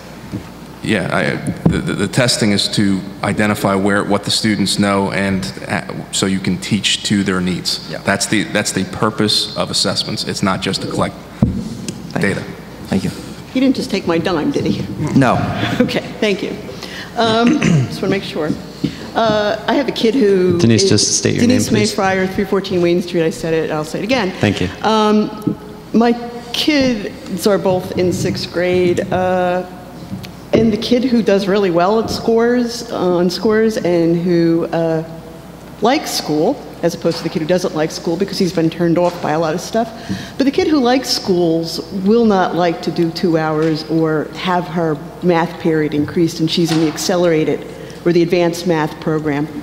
But what I came to talk about tonight was something that I learned at the park forum that I went to the other night, and I credit Michelle Fine for giving me this website. How to tell if your school district is infected by the brood virus. Schools in your district are suddenly closed. Even top-performing schools, alternative schools, and schools for the gifted are inexplicably and suddenly targeted for closure or mergers. Repetition of the phrases achievement gap and closing the achievement gap in school district documents and public statements appear.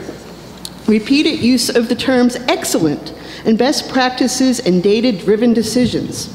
The production of data that is false or cherry-picked and then used to justify reforms. Power is centralized. Decision-making is top-down. Local autonomy of schools is taken away. Principals are treated like pawns by the superintendent, relocated, rewarded, and punished at will. Culture of fear of reprisals develops in which teachers, principals, staff, even parents feel afraid to speak up against the policies of the district or the superintendent. Ballooning of the central office at the same time superintendent makes painful cuts to schools and classrooms, like RIFs and hiring 3 people making over $100,000 a year. Sudden increase of paid outside consultants, increase in the number of public schools turned into privately run charters. Okay, we all don't like charters going on right now. Weak math test adopted, most likely everyday math. Possibly weak language arts too, or writer's workshop. Superintendent's attempts to sidestep labor laws and union contracts. Teachers are no longer referred to as people, educators, colleagues, staff, or even human resources, but as human capital. It goes on, it goes on, it goes on. Teachers are no longer expected to be creative, passionate, inspired, but merely effective. Superintendent starts laying off teachers for questionable reasons. Excessive amounts of testings are introduced and imposed on your kids. Teach for America suddenly shows up.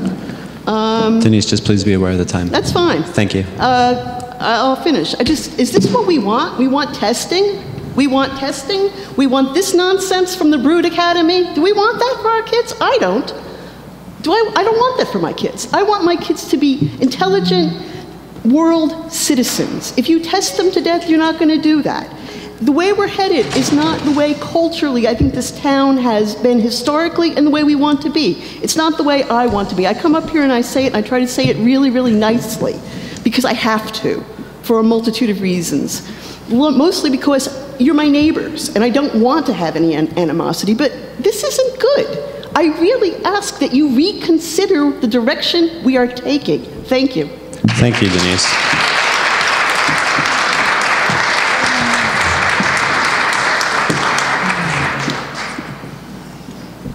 Hi, Susan Welkowitz, Cedar Avenue. Susie, please sign in. Thank you. I'm here tonight as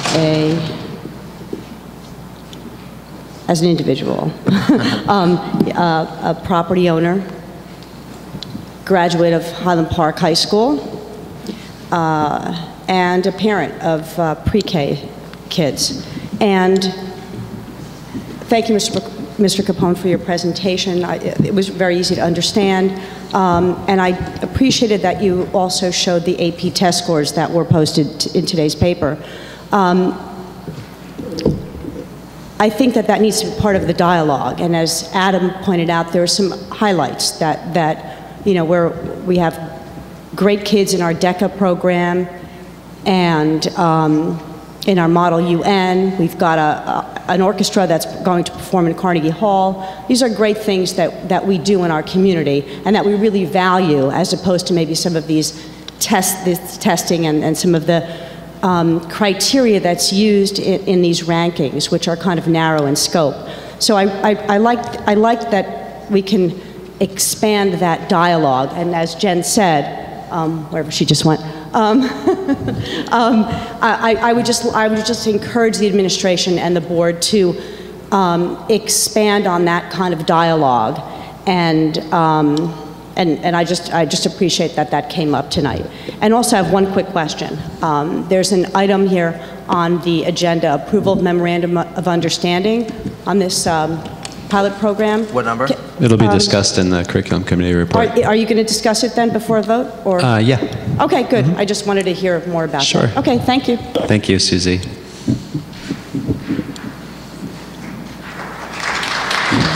Is there any other public comment?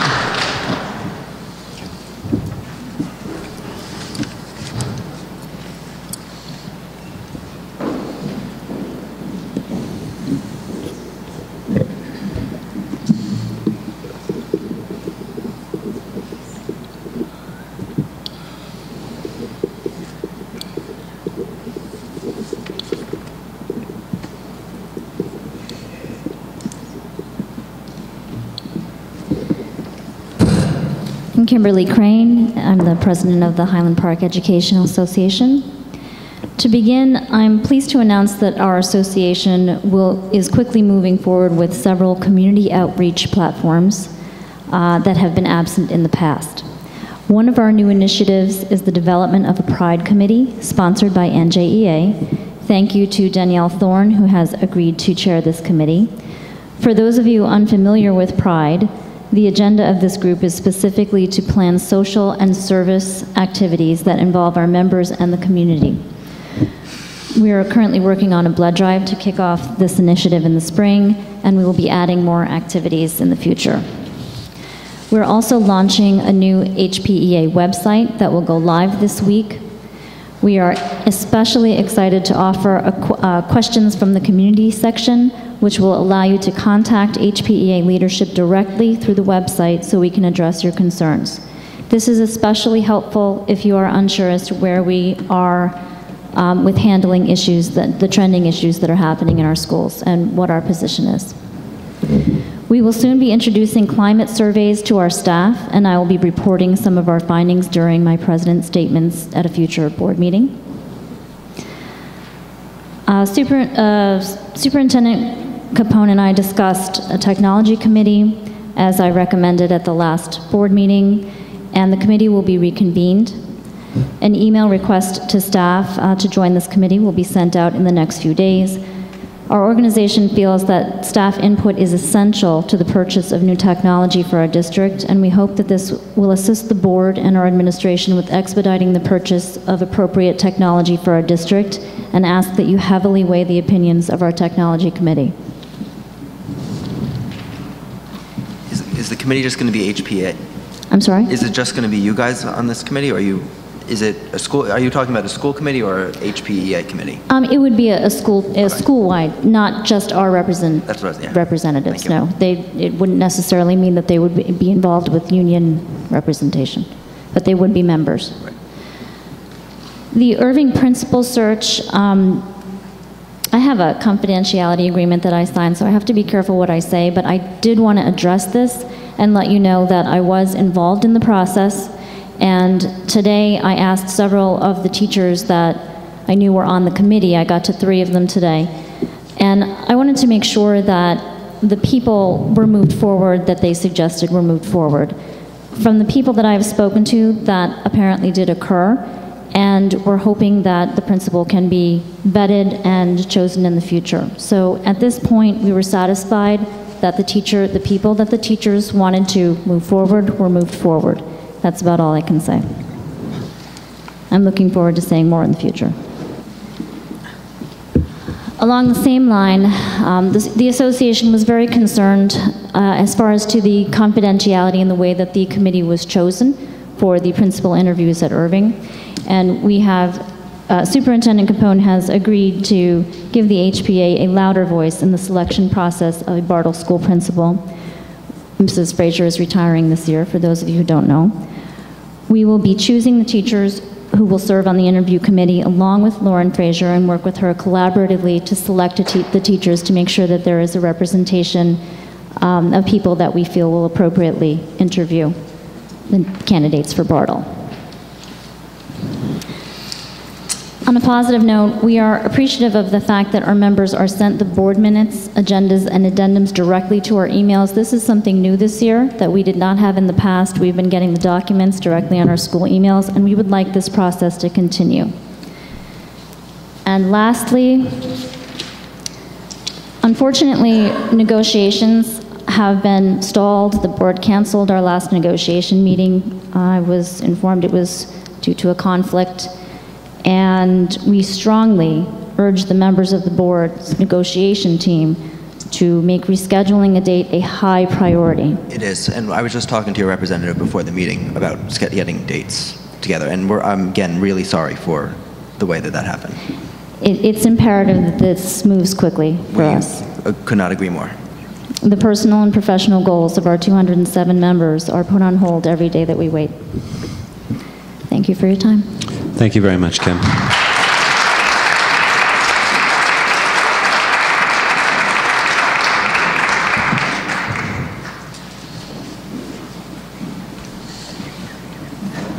Hello, Ann Gowan, South 2nd Avenue.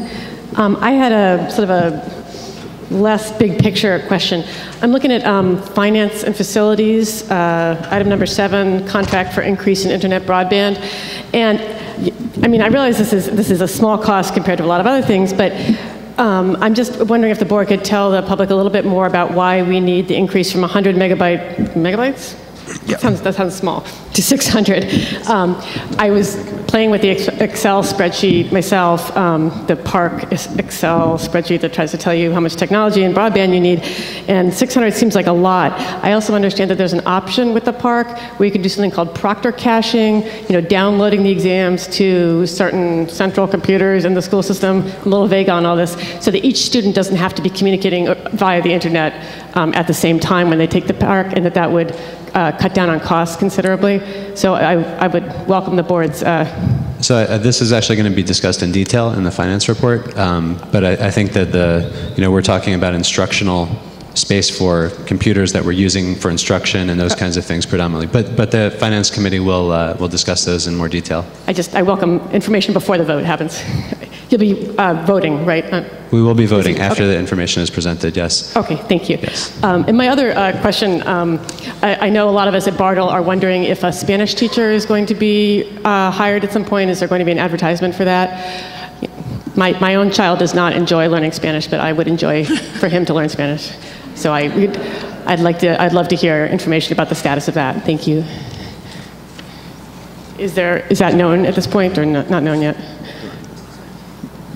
Or not able to be discussed in public?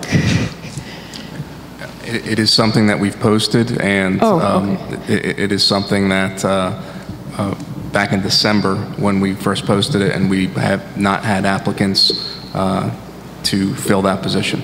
And there's a number of complications that we've had with that as far as trying to get that filled. So great. I appreciate that you've posted it. Thank you for reporting that. I understand, and this is all gossip and hearsay, that the last Spanish teacher quit because it was a part-time job with no benefits. I have no idea if that's true, but I would encourage the board to. But I put it out there as if that is in fact the case, I would encourage the board to consider making that a full-time position. I felt like my experience of the Bartle Spanish program was that it was of necessity fairly minimal. It was a half an hour a week. There was a lot of transition getting there, and then they would recite some things, and then they would leave. So if more could be done in that area, that would be great. And thank you very much. Great. Thank you, Ann.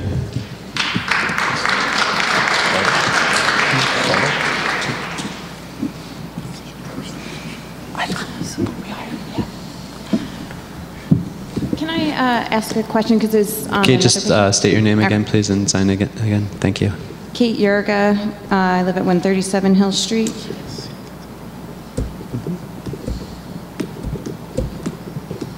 So this goes back to Buffy's question.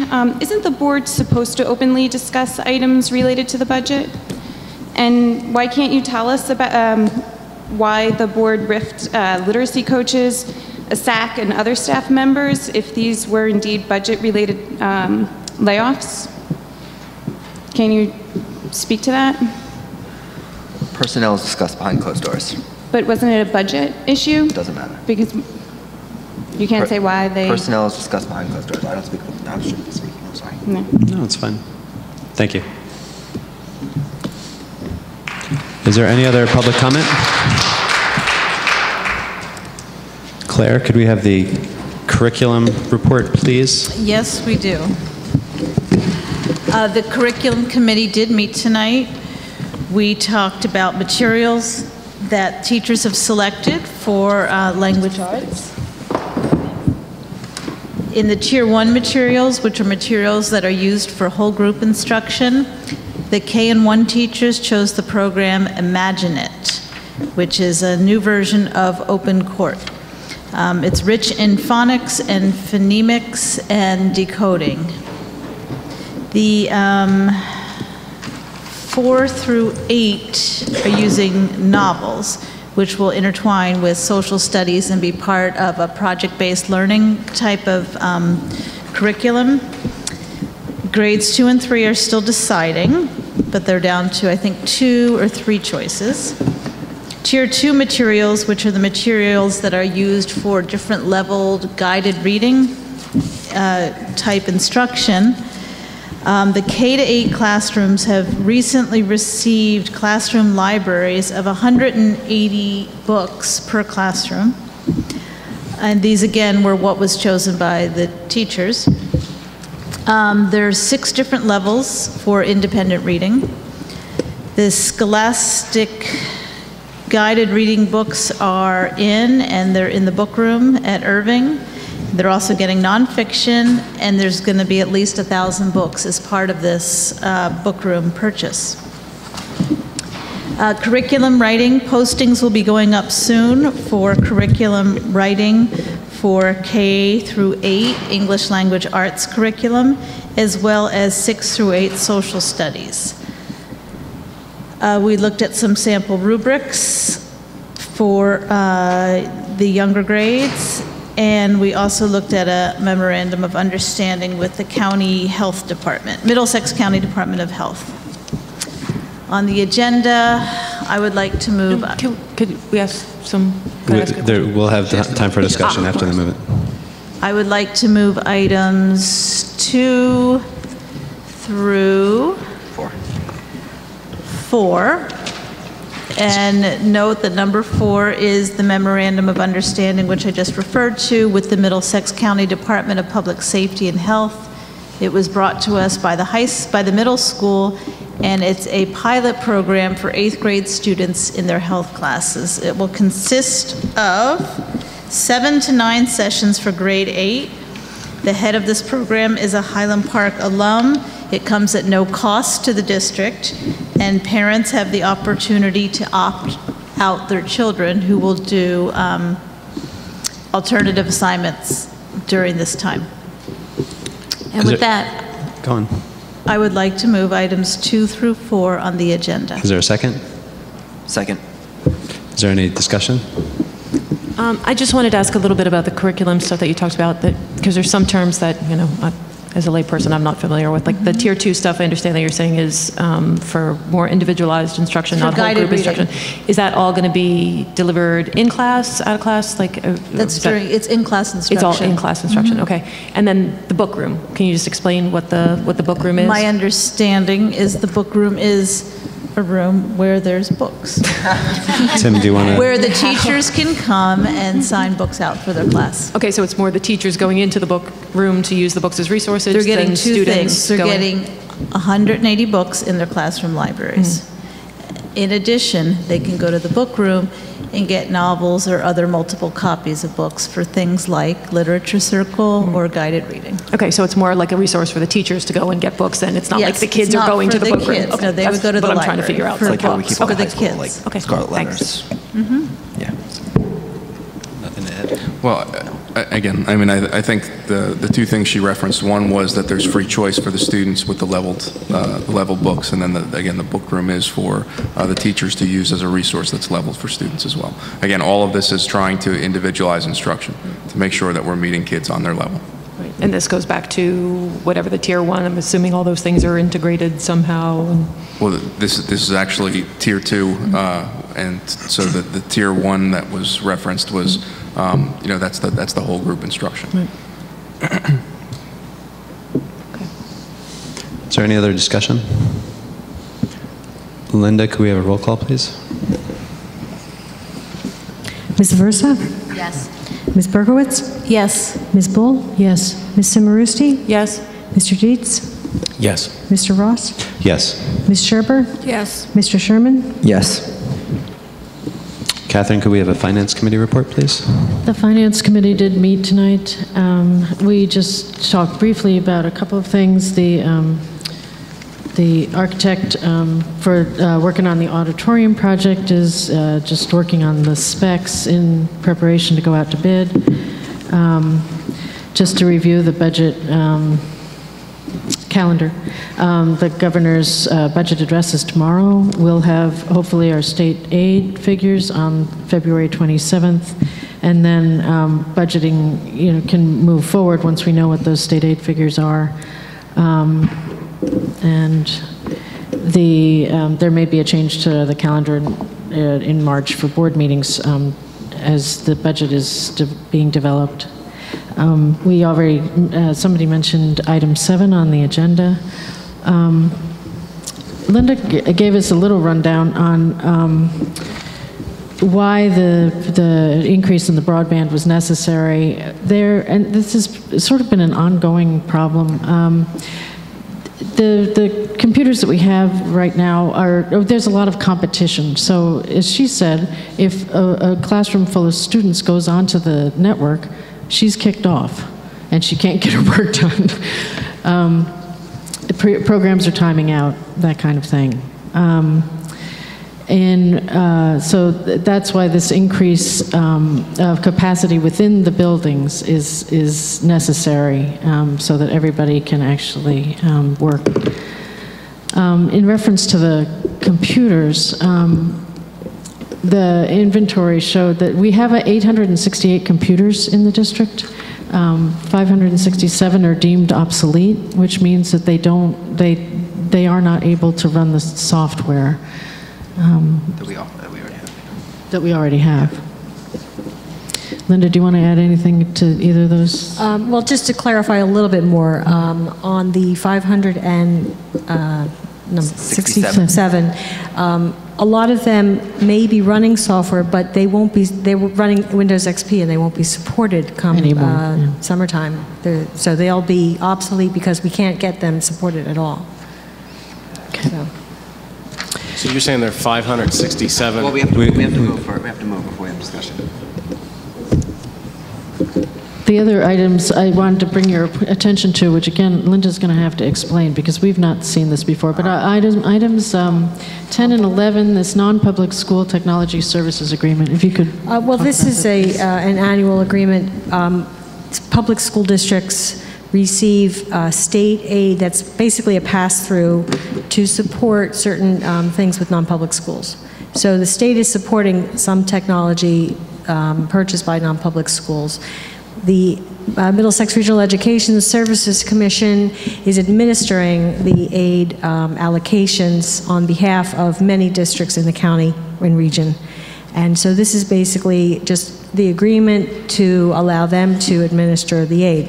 The next motion, the state is now requiring that all purchases of utilizing that aid be recognized and approved by the local boards of education. So every time that this technology, non-public technology aid is spent or request to be spent, there will be a motion to purchase that technology for the non-public school. Okay. Thank you. With that, I'd like to move items 2 through 13. Is there a second? Second, and also thank. Is there any discussion? Sure. Sorry. I got it. Can I just quickly thank somebody and then go? Absolutely. We just want to thank the Newman family for the donation of technology equipment. Brian, they had reached out to us, and Brian had reached out to them about what we could use, and there was a number of different items that we're using, and we thank them for their donation. Thank you. Yeah, thank you very much. Thank you. Sorry, Greg.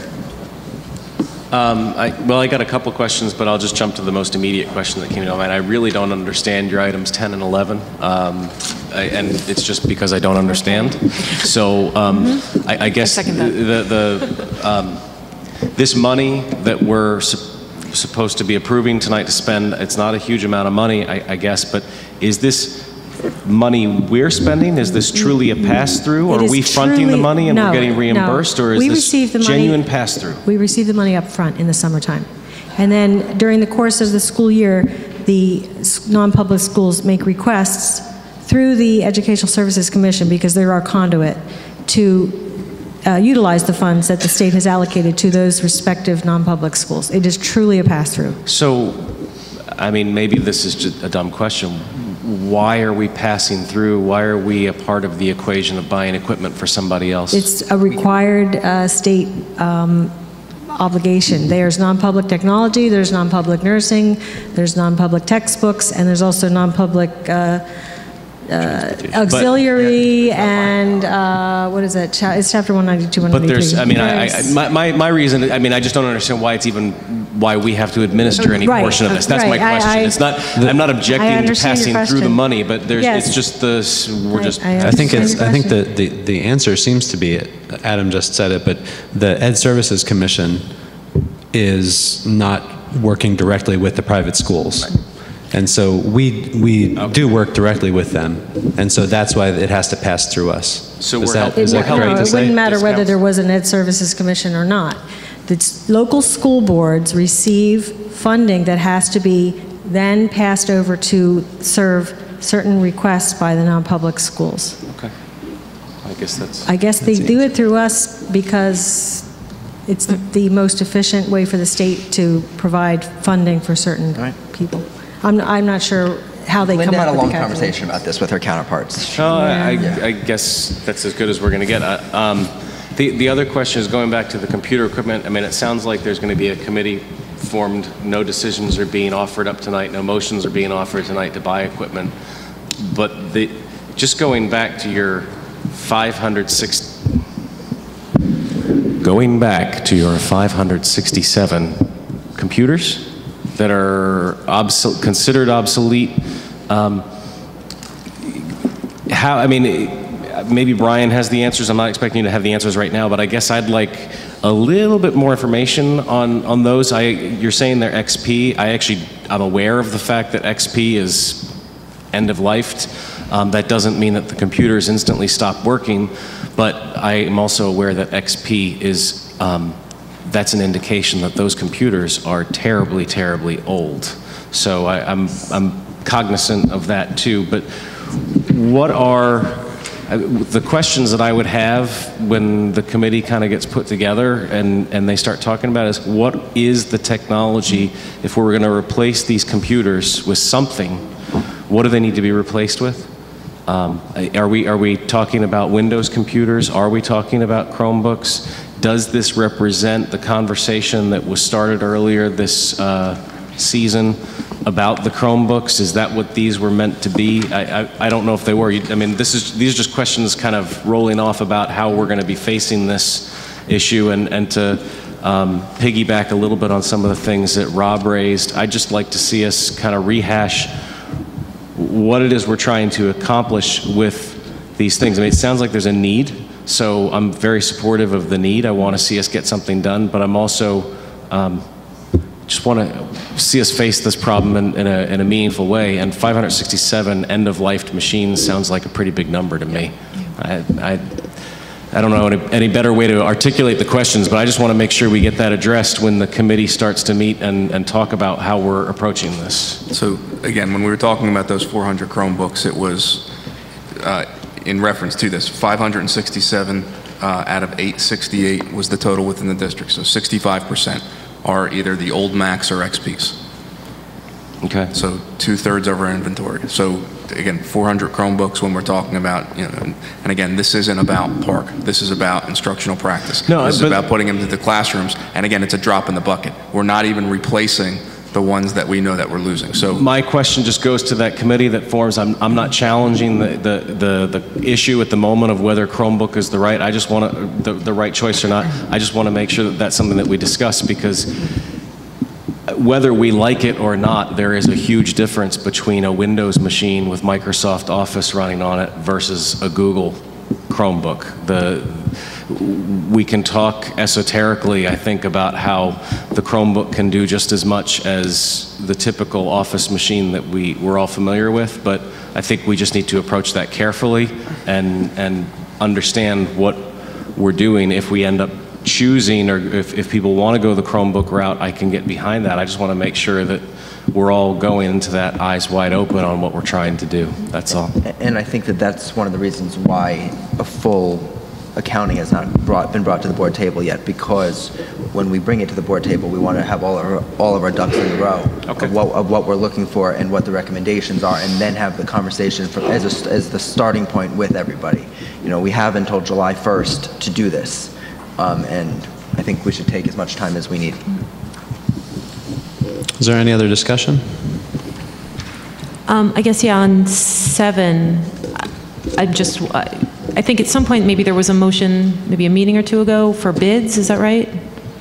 Yeah, No, that was for something else. That was for something else. That was for something else? Yeah. Okay, so I guess I'm wondering what that process was to get to... Well, this is part of, we have this vendor providing broadband service already. Okay. So we're increasing So the it's the same existing provider. contract. Okay. And it is through a co-op bid process with the Middlesex Regional Ed Services Commission.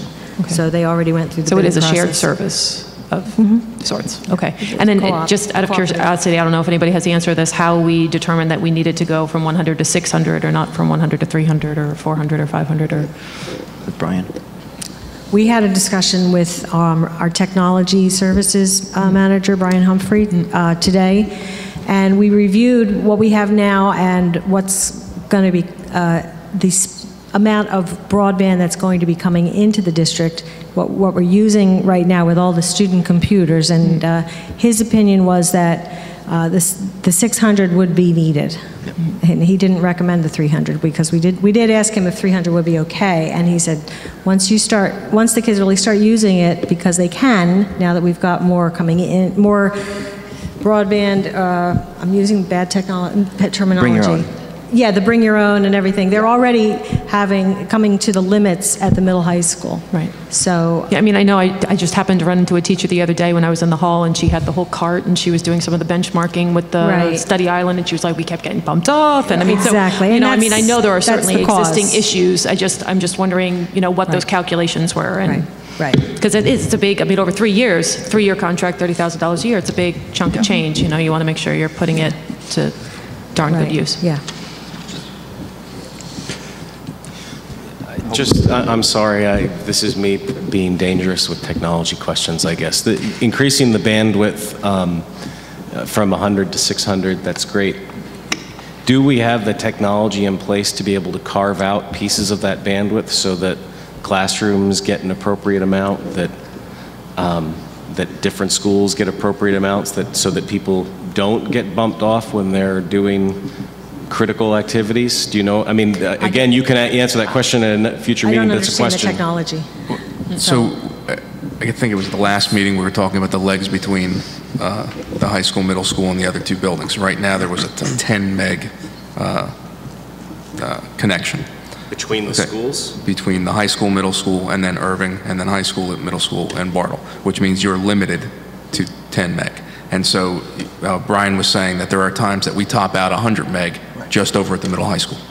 And so when you're talking about it being 10 meg coming into these buildings, okay, when you're talking about, and again, thinking about the technology that we currently have, if we have 100 that's over there, and you're talking about currently there's limitations, he kept saying when the floodgates open, and now you have access to these buildings instead of just 10 meg, that. Okay, well, now you just made me ask another question. If the pipe between, where does the 600 megabyte pipe land? Where does it go? It comes into the middle school, high school. So if we only have 10 megs coming to Bartle from the middle school, high school, how does that 600 meg benefit us over here at all in this school? Because we already upgraded it. That was the pipe we did upgrade. That was upgraded to a We did gigabyte. that about 5 months ago. Yeah, well, no, just a couple meetings ago, that's right. So what's the pipe between? A gigabyte. Now okay, they'll so be we able to have good push- connectivity between the buildings Exactly, now. right. And so now they'll be able to push more through to the buildings, but if they get stopped upon entering the building because the building itself can't handle it, well then, you know, we're Brian said we're it's like a clogged again. bottleneck. The internet connection itself is the bottleneck. Yeah, you're yeah. saying. Is it too much is coming in, and it's not? It's hitting a wall. Okay. Could I just ask about 13, which is the 5-year preschool program plan update? This is a annual presentation or a submission, just like the grants that we get. We get preschool aid from the state, and so we need to supply them with an annual update to the preschool plan. So we will update our anticipated enrollments, our anticipated staffing and costs, and it's basically just like any other grant submission. Okay. Great, thank you. Is there any other discussion?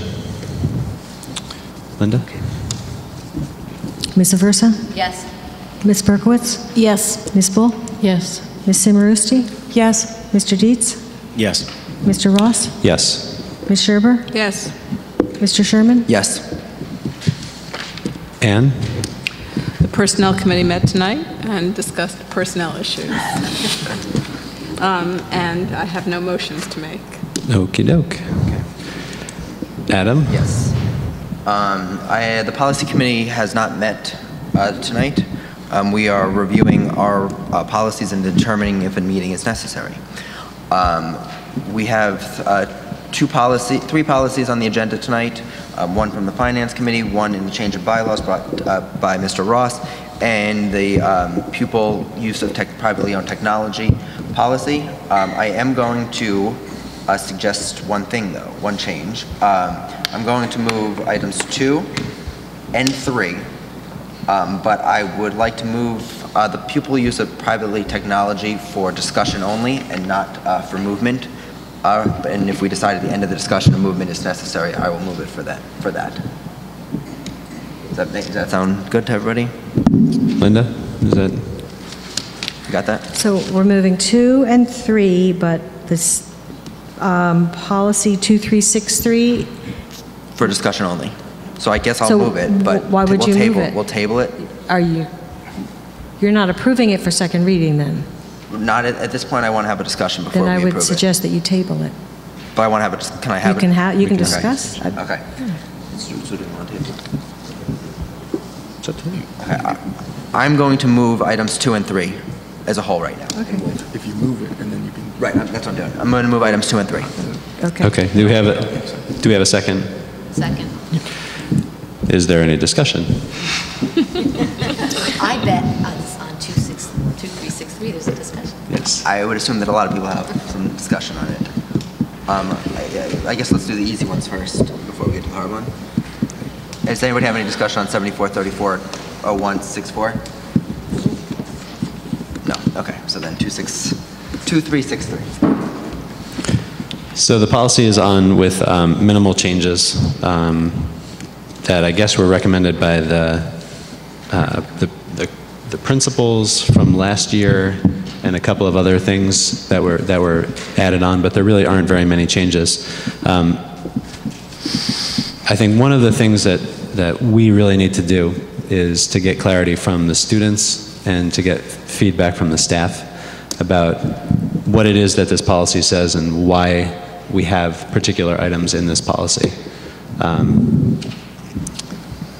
And so, I think, we have the policy, it's operating as it's operating, but I think that before we move it and before we adopt it again, I think that we really need to make sure that it is exactly what we want it to say, and that, all the people that are in the building that this actually affects, really understand it.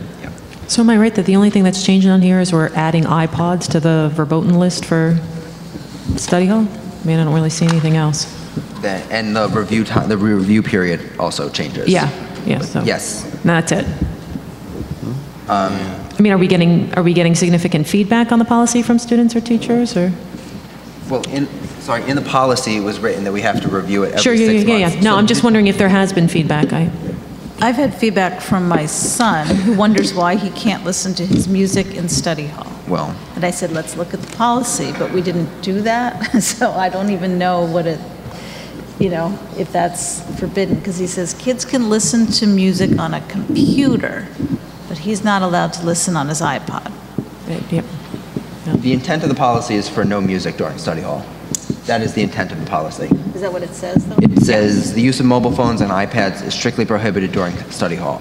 And it says that notebook computers and tablets are for instructional purposes and it says only. Notebooks and exactly. But didn't we say they could listen to music at lunch? At lunch, during a long discussion when we approved this policy, we said for lunch music is okay, but not in study hall. And that was a decision, an arbitrary decision, or a decision made in conjunction with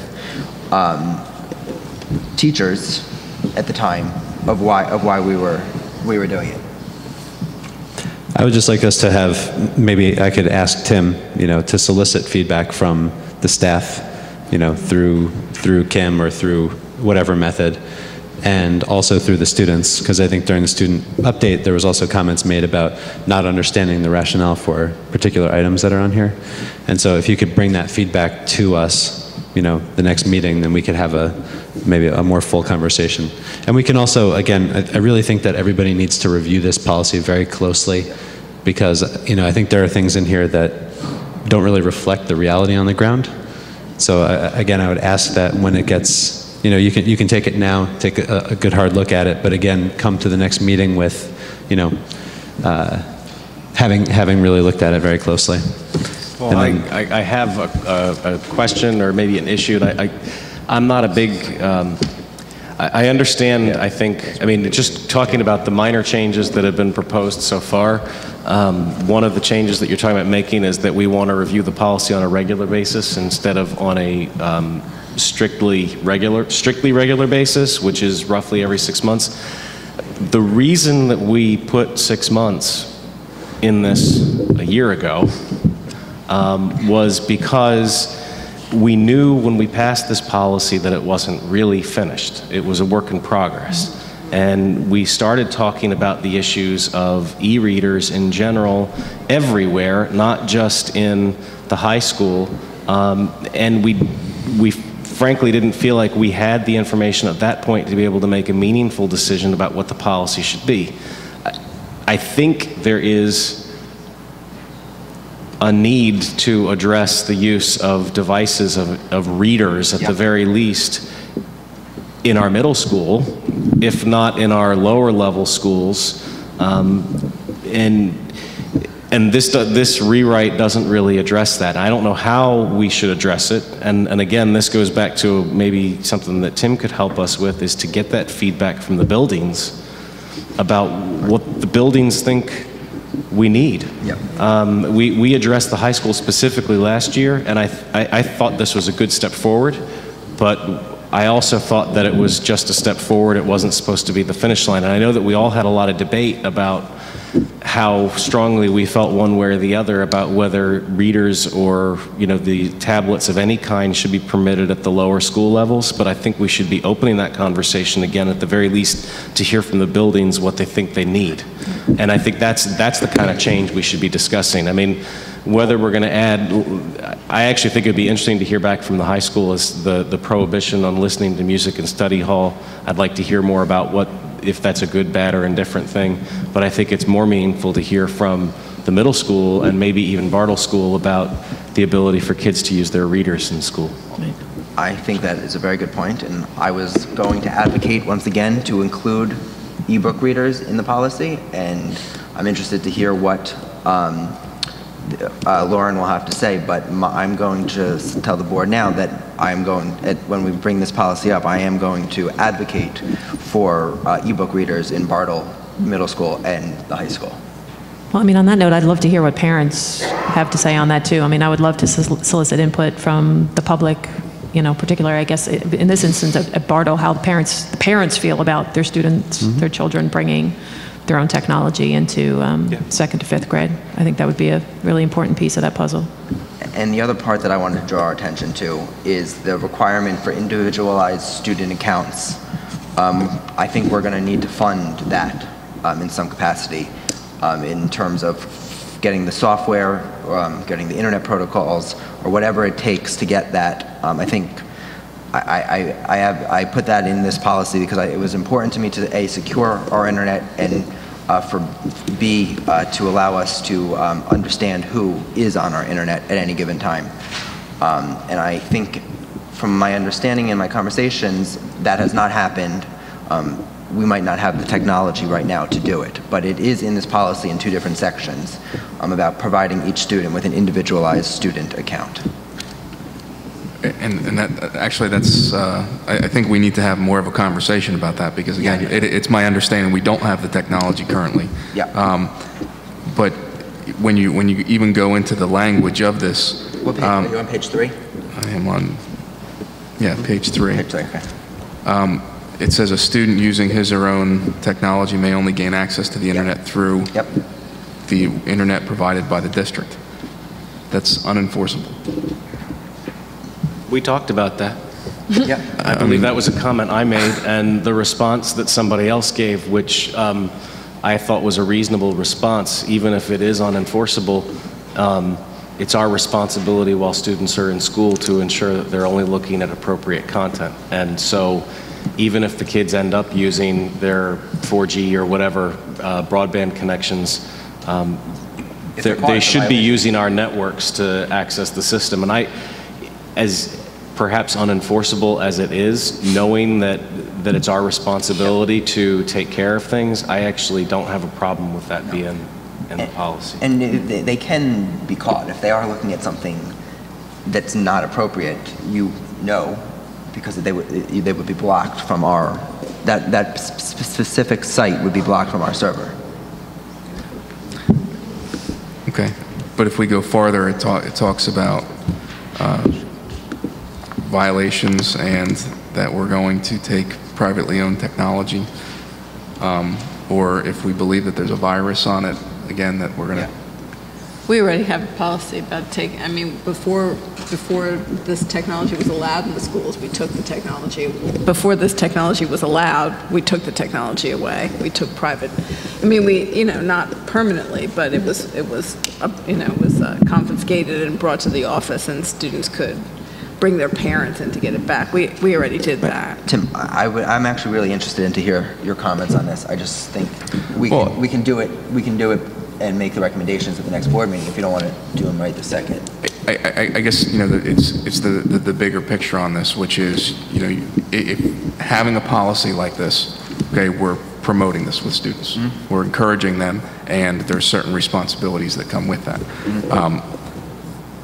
Setting up some sort of policy that, again, I mean, I don't know. I mean, again, there's the issue that we don't have the logins. Right. And so that means that, and then the other piece of that is the access to, or what the punishment is for that. I don't know. I mean, I guess the being proactive and trying to say this is what the purpose is, and again, being actively engaging students in what they're using it for is the right way to approach that, as opposed to the more punitive side of this, especially when we know that this is essentially unenforceable. I guess I just don't know. No, but isn't that in the first sentence of isn't that in the first paragraph of the policy? Like, don't we lay out why we're doing this, and that is for the educational benefit of the students? And then, if you violate that, there has to be some punitive measures spelled out in the policy, or do you spell it out in the handbook? Well, so again, I mean, you have, when you're looking at the technologies out there, and when you're looking at one-to-ones, and you're looking at, a lot of it has to do with the monitoring devices, and if you have like a classroom set of something, that there's actually programs where you can observe everything that they're working on, and you can actually see that. That's something that gives the teachers control. If you have everybody with their own device, let's say working in a class, besides, other than looking over their shoulder, which again, how quickly can you switch from one app to another, to get to it? I guess I'm just wondering again, what's the intent? I think this was I think the intent, and the reason that I brought this up was it was a stopgap measure between when we have the one-to-one and between when students today are relying more on computers, especially in the collegiate level, where I envision that a classroom in college is all computers pretty much, or mostly computers. And I want to make sure that our students have that have the fluency in computers to take notes, to learn, to do quick research, and then bring that up to the collegiate level. I never saw this policy as a end-all be-all. I did really see it as a stopgap between now and when my vision, and I think you alluded to it, was a one-to-one program in some capacity. And Brian had said, Brian said last time, and I hate to bring this up because I'm such an advocate for this policy. From what I heard from Brian last time was that he said he would suspend this policy. Well, I think part of that is playing Big Brother. I mean, that's the other piece of this. Right. But again, it's the academic engagement that is the intent of the policy. Yes. And being focused on that, I think, is more of what the policy should, I don't know. No, I would love to bring the classroom beyond the day, and that includes this Blackboard or something, a Moodle or something along that lines. And you know, I was just in West Windsor with Mark viewing his school, and it's far different than what we can offer. And they do have a bring your own technology plan, but you know, they don't have a policy on it. They kind of sweep it under the rug and say, if you want to bring your computer, you can bring your computer, do whatever you want with it. I like having a policy and having, you know, clear-cut guidelines of what is acceptable and the expectations that we set for our students. But I totally understand where you're coming from. Well, and I think, I guess the point that you're making with the one-to-one, though, is you actually have more control. Yeah. And that's, you're talking about the bigger picture, and I think the bigger picture is that if this committee comes together and starts talking about where technology needs to go at the simplest level, sure, we need to replace some computers. Whatever that number is, it's a number we need to discuss, but I think you're pointing to the fact that if we're going to permit outside technology in the school, then care needs to be given, attention needs to be paid to how that technology makes use of the school's resources.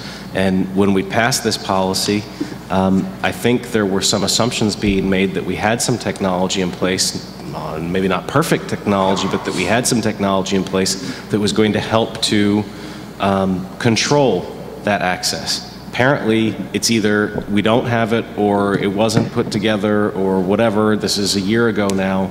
I think that's something that committee should be addressing. It's not simply that we need more computers, it's that we do need to look at how we're providing access in general to the school's network. So, I mean, I think that's something that should be talked about. I think Brian should be giving us proper guidance on what needs to be done, and then we need to figure out what the number is. If there's a price tag that's associated with this policy that we can't afford, then we got to think about that. We're not the state. We can't do unfunded mandates. Well, and I think that's the right point, is that, you know, if we're looking at, you know, this policy, or we're looking at what it is that we're trying to accomplish, it is with the bigger picture in mind. So we're going to table this. I'm going to make a motion to table policy 2363 and ask that the superintendent and the administration bring us feedback on from different administrators and students and parents on recommendations for improving the Bring Your Own Technology plan. Do we have, yeah? Okay, do we have to have discussion again on tabling No, it? you've been discussing it. Okay. I'll take the roll call for the vote to table policy 2363. Ms. Versa? Yes. Ms. Berkowitz? Yes. Ms. Bull? Yes. Ms. Simoristi? Yes. Mr. Dietz? Yes. Mr. Ross? Yes. Ms. Scherber? Yes. Mr. Sherman? Yes. Is there any other discussion about the other two policies that are that were moved? Linda? Well, Greg? This is not a question, it's just to point out the smoking policy. All we're doing is putting e-cigarettes into this, correct? And we're also, sorry, you're the chair.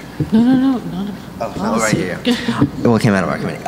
We also changed it to not acknowledge the right of smoking on school grounds. Not acknowledge the right of smoking on school grounds.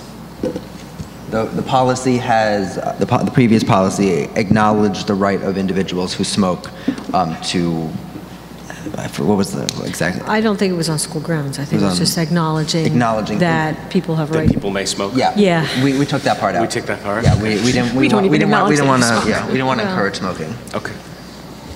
Is there any other discussion? Linda? Ms. Aversa? Yes. Ms. Berkowitz? Yes. Ms. Bull? Yes. Ms. Simoristi? Yes. Mr. Dietz? Yes.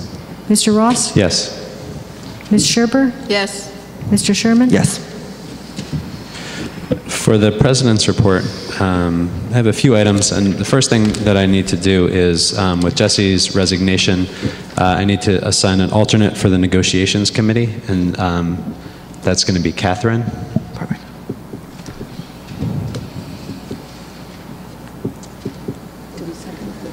No. Okay, so a couple of items. The first is on February 19th, I attended, along with a number of the members of the public, the Community Information Forum, and it was a very interesting event. It was a very interesting evening. There were a lot of really interesting conversations and dialogues that were happening. And I just wanted to say thank you to the panelists who came to the town, especially the residents of Highland Park, Mark Wise and Scott Taylor, who were on the panel, and Bonnie Lahette, who was the moderator for the discussion. I also want to thank Melanie McDermott, who put the whole event together, and also the middle school and high school PTSO that sponsored it for the benefit of the public. I also want to thank the board members that attended, Darcy, Claire, and Adam. I appreciate your involvement in this. And again, you know, I think it's available. I believe it was recorded, but there were a lot of really interesting theoretical perspectives, a lot of other ideas, some really practical, sort of down to the ground kinds of things that Mark and Scott put together. And I think it was a very positive event, and definitely something that really, I think, increases the knowledge base of the community. So again, I thank everyone who was involved in that. I've been having some conversations with Darcy along those lines, and discussing resolutions regarding park testing and the use of testing and teacher evaluation. And Darcy's going to be discussing some of those items in new business. I want to bring up an exciting new opportunity that we're hoping will pay dividends to the district. Joanna Bernstein, who is a Highland Park resident and also a faculty member at Rutgers, is in the process of applying for a Dodge Fellowship, which is in the STEAM category, which is science, technology, engineering, arts, and math. Ooh, STEAM, not STEM. STEAM, I know, STEAM, right? No, he's STEAM, not STEM. This particular grant is a science and art grant, and really it's could be a great opportunity. It has a lot of potential to open up more partnerships with Rutgers in the sciences and science education. And also, if the grant application is accepted, then obviously it sets up a pretty good paradigm for future grant opportunities that Highland Park can be a very central part of. So I want to thank Johanna for including us in this, and you know, we're gonna pull for the grant to be approved. Is there anything we can do as a board to help along in that process? Or? Yeah, well, Joanna said that in the grant application, which is due in the beginning of March, a district letter of support for the grant would be something that would help a lot. So we'll definitely put that together. Great. Yeah. I want to sort of change gears a little bit to offer a personal perspective on the academic report and the conversations that have been had, especially by members of public who came and made public comment following that. Adam made the point that there's an assumption that's made that testing is the thing that's driving what we do. And I'm an educator. I also have a son who's in first grade. I have a daughter who's 4, and my wife is pregnant with our 3rd. And I can guarantee you that testing is not the thing that drives us. Testing is a measure, and it's a measure that's imposed by the state, and it's something that we have to live with. The purpose of what we're doing, the purpose of what we are asking the administration to do, is to improve the teaching practices, improve support for staff, improve curriculum, improve materials and resources for the benefit of learning. And if we can do that, and if we can do that very well, if we can ensure that every student in every classroom is getting a high-quality education with all of the right types of supports that each individual student needs, whether you're a high-performing student in the past or whether you've been a low-performing student in the past. If we can do that, the test scores will come, right? It's a byproduct. As a musician, as someone who believes very, very heavily in the creative arts, this district is not going to be cutting science, art, music, you know, world languages. It's not on the table. What we're going to be trying to do is we're trying to improve what's going on in each of those classes, whether it is math, whether it's English language arts, whether it is those other elective areas. And that's the goal for what we're trying to do.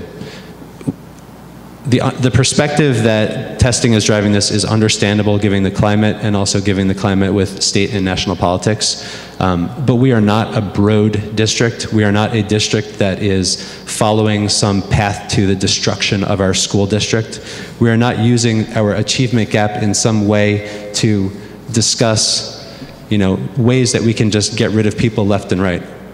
We're talking about the fact that we have students in our district who are extraordinarily high performing, who have done great things. This has always been the case. As a graduate of this school in 1996, with many, many highly engaged people from this town who are also graduates, either in my year or at other times. We've always had those students here. We've always had people who have had extraordinary amounts of support at home with highly educated parents who have been able to read to them every night, to provide math support, to provide all the kinds of things that one might need in becoming successful in public education. What we have to recognize is that we don't have 100% of our students who have that luxury. And so as a school district, as a Board of Education, it is imperative upon us to provide the supports and the systems that we can use to make sure that everybody has that great kind of, as Bobby put it, the great equalizing effect. That's our mission. There's 8 of us on here, right, on this board. The superintendent, the assistant superintendent, we all feel the same way. There's no other part of it. You can keep saying that there is a part of it, that it's this, or that it's the national agenda, or that there's other money being funded, funneled in some way, but it's just not true. The goal of what we do as a board, the goal of what every single member of this elected school board has, is to improve the education, the quality of education for our students now and into the future. And I think it's very important for me to have said that. I hope that you can believe it. Obviously, you'll have some skepticism, and I understand that, and I respect that. But hopefully that we can show you with our actions that that's actually what we have tried to do, we'll continue to try to do for this town. Dan, that was a truly amazing remark, and I think you hit it right on the head. Thank you. I have 2 other items that I'd like to discuss. The first one is a very, very sad item, very somber item. I learned late last night that my first grade teacher, Mrs. Naira Davis, was killed over the weekend. She was 72 years old. She was an elementary teacher. She was at Irving School for many, many years. She touched the lives of many of my friends, many of the people who I grew up with. She leaves behind family and friends who are still in this district, very heavily involved in this district, who are teaching in this district or who touch our students' lives every day. And it's a very sad tragedy. And with that, I'd just like to ask for us to have a moment of silence for Mrs. Davis.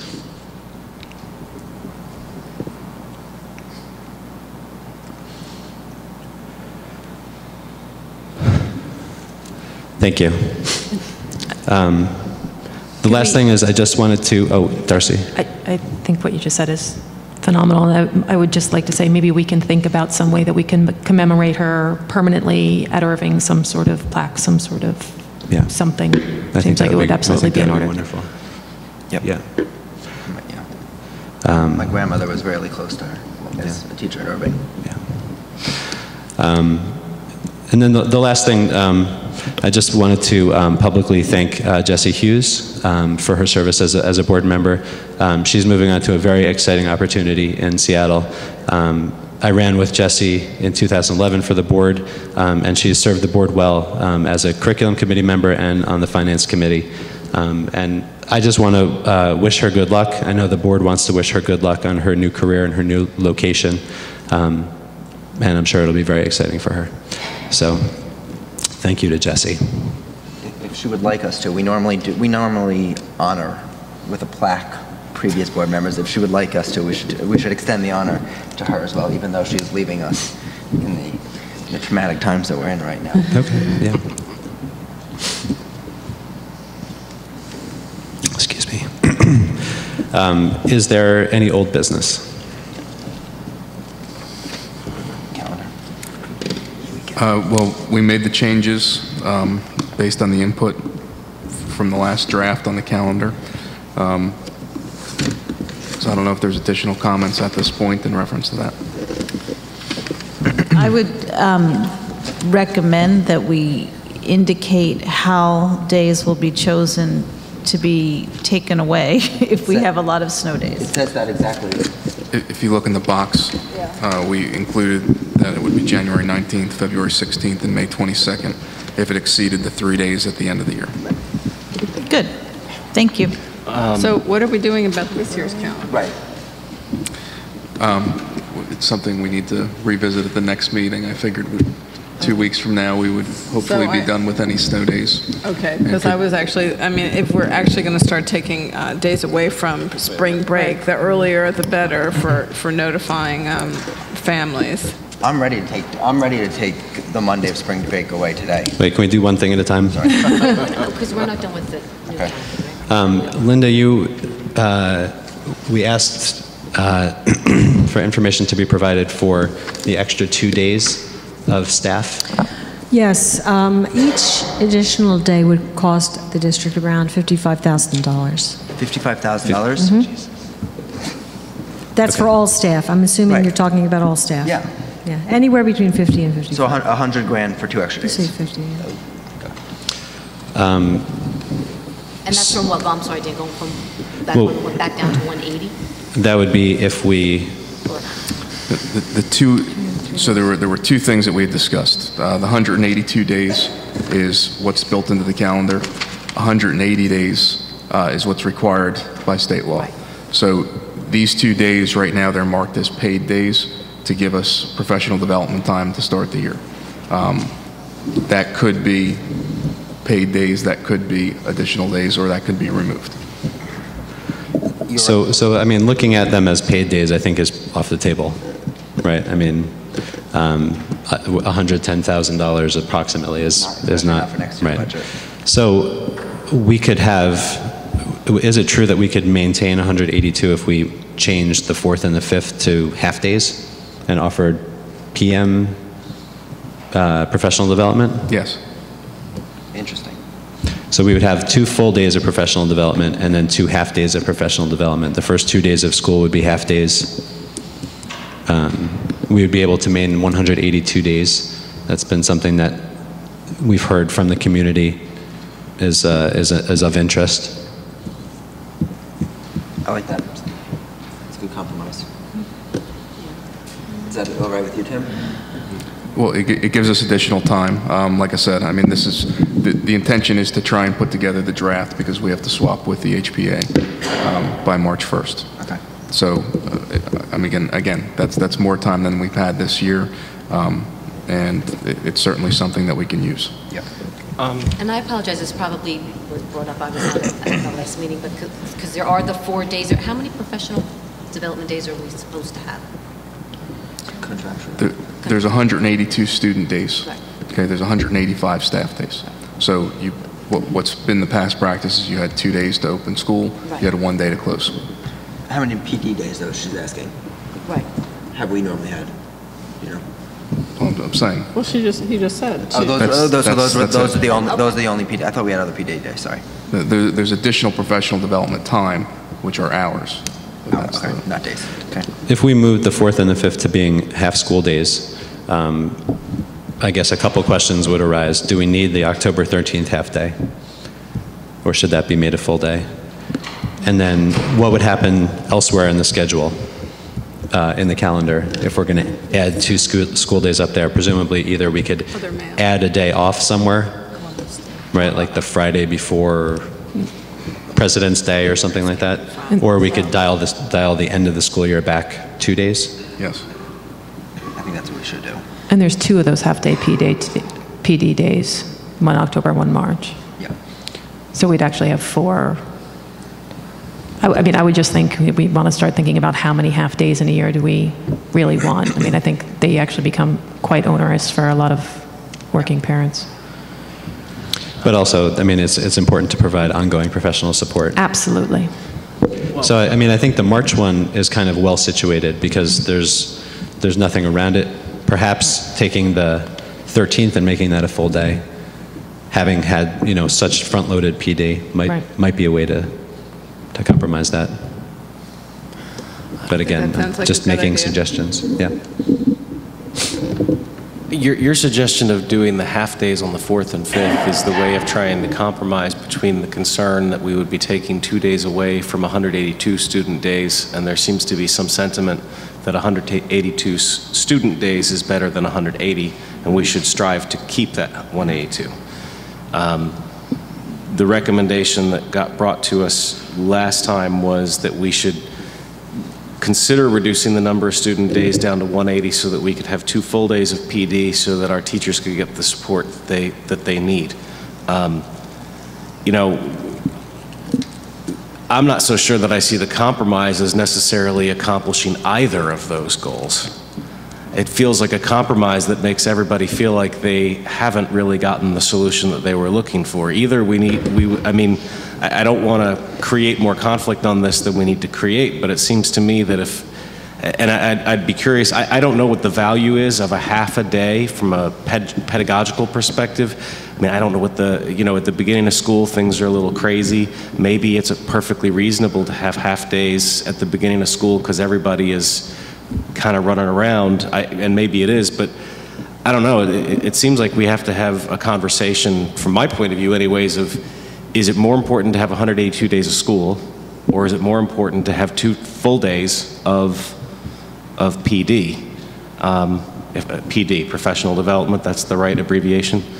I don't know. For my part, I don't know. I mean, the compromise of 2 half days doesn't feel like a huge solution to me. So I'm just one voice, but that's kind of where I'm thinking. I think it actually accomplishes a lot having 2 half days at the beginning of the year. You can get your syllabus, you can get your expectations done, and that could be, and you can hit the ground running at the next week. Normally, the first 2 days are almost like the last few days. It's a lot of dead time during the day. So we'll accomplish the data, the signing of the papers, getting to know each other, all of that stuff in those 2 days, and we'll be able to really hit the ground with education and expectations on the next week. But then, what about the idea that we were going to dedicate 2 full days to PD, and now we've got the disruption of a half day of school, and how much time are we really going to get of PD for the teachers? Devil's advocate here, just trying to understand the whole problem that we're trying to solve. So what are you advocating, though? I'm actually not entirely sure I am comfortable with either. I'm trying to figure out what the right solution is, and I just feel like we need to think I'm thinking in my own mind it's one or the other. If a compromise is what the board wants, that's what the board wants, but I feel like we should be having a discussion about is 182 school days for the students better, or is it better for us to give 180 days of solid teaching days to the kids and to really give the teachers the professional development that they need? I don't know which one is appropriate. I'm just asking the question. I wouldn't want to add the days at the end of the year to make it 182, because those are not hugely educational days, typically. Well, we can't add, I mean, I think we already accepted as a given we can't add the days and pay for them because I mean, that ends up becoming a pretty significant budget item. Well, so now wait, graduation is the 22nd. That's what, according to this calendar, right? According to the calendar, graduation is the 22nd. Second. No, it's the 5th. The 25th, I'm sorry, yes. Because those are the 3 additional snow days built in. Students last day 22nd. I think this conversation came up because, again, we were talking about It says it's a set date, even if we finish what the need is, and the need as far as the start of the year with, that things can be very rushed with only 2 days and trying to do all your trainings and, getting classrooms set up and everything that it takes to start off school on the right foot. So that's how the conversation started. Adam brought up that 182 days was sacred, and so I think that's... Well, we've heard. Well, we've heard from some people that also feel kind of strongly about 182. Yeah. So. And I guess when you're talking, so again, I would be a proponent of full weeks, full days, because that gives you the most instructional time, and I think it's the less disruption, the least amount of disruption in a schedule, that you get more done within those circumstances. You do have to hit a minimum of 180 school days. When you're talking about half days in general, again, it's what are you going to be able to accomplish within that half day when you're talking about professional development after the fact, it has to be something that fits into the scope and sequence of that professional development plan. So, you know, I mean, giving teachers more time to be well prepared is always important. And so it's, again, if you're going to have 182 days and we know that the paid days are off the table, then you're looking at the half days as a way to get more time towards that and still meet the requirement. Let's talk about what we're going to do on those days. 2 of those days are going to be dedicated to professional development. 2 of those, or 1 of those days, I would assume, is like pathogens, right? Well, I mean, all those other things, I mean, there are mandatory trainings that you can put into faculty meetings as well. I think really the reason that we put it on the schedule and are making it a suggestion is that when you're talking about, again, you have new materials, you have new curriculum, you know, getting to know your students, looking at the assessments, when you're putting all of those components together and you're talking about that change occurring, it's important for teachers to be able to sit and meet and talk and have professional conversations. It's important to have professional development and training on those things. And, you know, to get your bearings and, you know, in addition to the time, instead of rushing to set up your room and rushing through trainings, and, you know, there has to be, you know, good thought put into what it is that you're trying to accomplish and making sure people are on the same page to start the year. It sets the tone for that year. Are teachers allowed to come in prior to September 2nd and set up their rooms? We won't lock them out.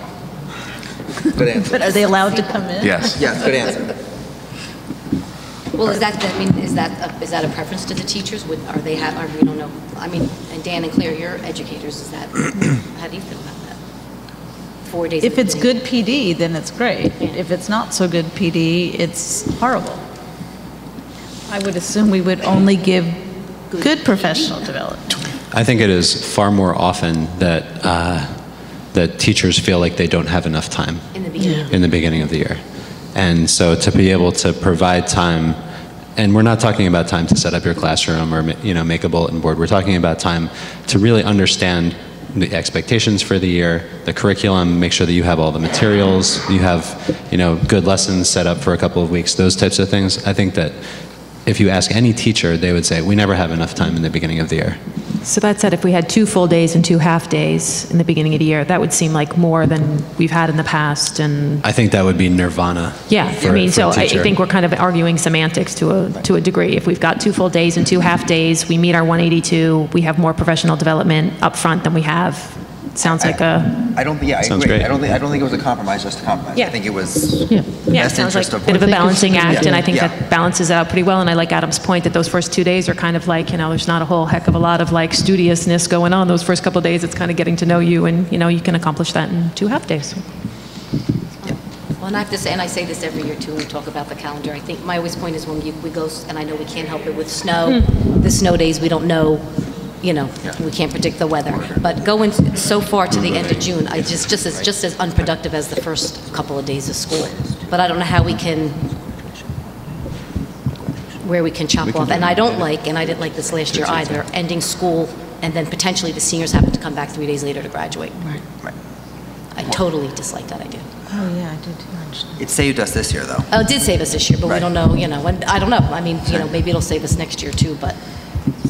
With that being said, though, right, while you're still, I'm not going to shut that conversation down. We are talking about now moving the graduation set date to the 23rd from the 25th, because we're moving 2 days from the top. That's a little bit. From the top. Okay. You know, I would love to get us into that.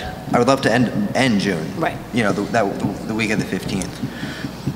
And just this winter was so bad. Well, I know. So the last day would be the 18th? Is that right? Yeah. 1. Yeah. 2, and then 3 built-in days take us to the 23rd. Yep. Okay. Yeah. Sounds good. And we can't take any time off. Christmas is an awful long break. It's so weird this year. Is it because, yeah. What about the 22nd and the 23rd? We can't go to school the 22nd and the 23rd? We are going to school the 22nd and the 23rd. It's blocked out. No. You must be looking. You must be looking at the. Are you looking at the wrong board meeting? You could be. No, I'm looking at this week's right here, 2/14, 2/15. At the top, it says 224. Right, so I think we'll run this by the HPA. Okay. Let's move on from this. That's all right with everybody. Yep. I'm sorry, so graduation would be when next year? June 23rd. June 23rd. No, June 25th. No. No. We took 2 days. Remember, we took the 2 days. The 2 half days, bring it, subtract 2 days. So that's with the 3 snow days? Yeah. Okay. Because the 18th would be no snow day, end of school. Is that right? Maybe 23rd? Yes. And that's with 182 days. So we can't let the seniors go to 180 days and graduate earlier? That's not a bad... I just don't like the idea that and I know there's maybe nothing we can do about it, but I just have to say I don't like that we could end on a Thursday, the 18th, and then they're going to have to come back the whole following week to graduate. Well, and I guess part of that comes into the conversation. The way that it reads right now, You know you're predicting the weather. you're tacking on 3 days first at the end of the year before you start Before taking we those tap days into away. the other days? And so if you have snow that only starts 3 days prior to January 19th, then you miss that opportunity to eliminate that day. So we use those 3 days, and then we're going to tap into other days if we have more than 3. So essentially, if you have snow past more than 3 days, and it's only after the 19th, then you have 5 days essentially built in. And those days we add on to the end are full days, not half days, right? We do full, okay. Okay, is there any other old business? I just wanted to say, I'm having trouble remembering, but in relation to the technology policy, we did ask questions on a survey of the teachers, and we did get responses on what they thought was appropriate in the different schools. If we could get a hold of that and see what those responses were, and also ask the same questions again, I think it would be interesting to find out if things have changed. And I mean, I'm not saying don't do a survey. I'd like to do a little comparison. Yes, Susan should have that information. Old business from me. The science tutors, we were never able to find somebody for that. Still.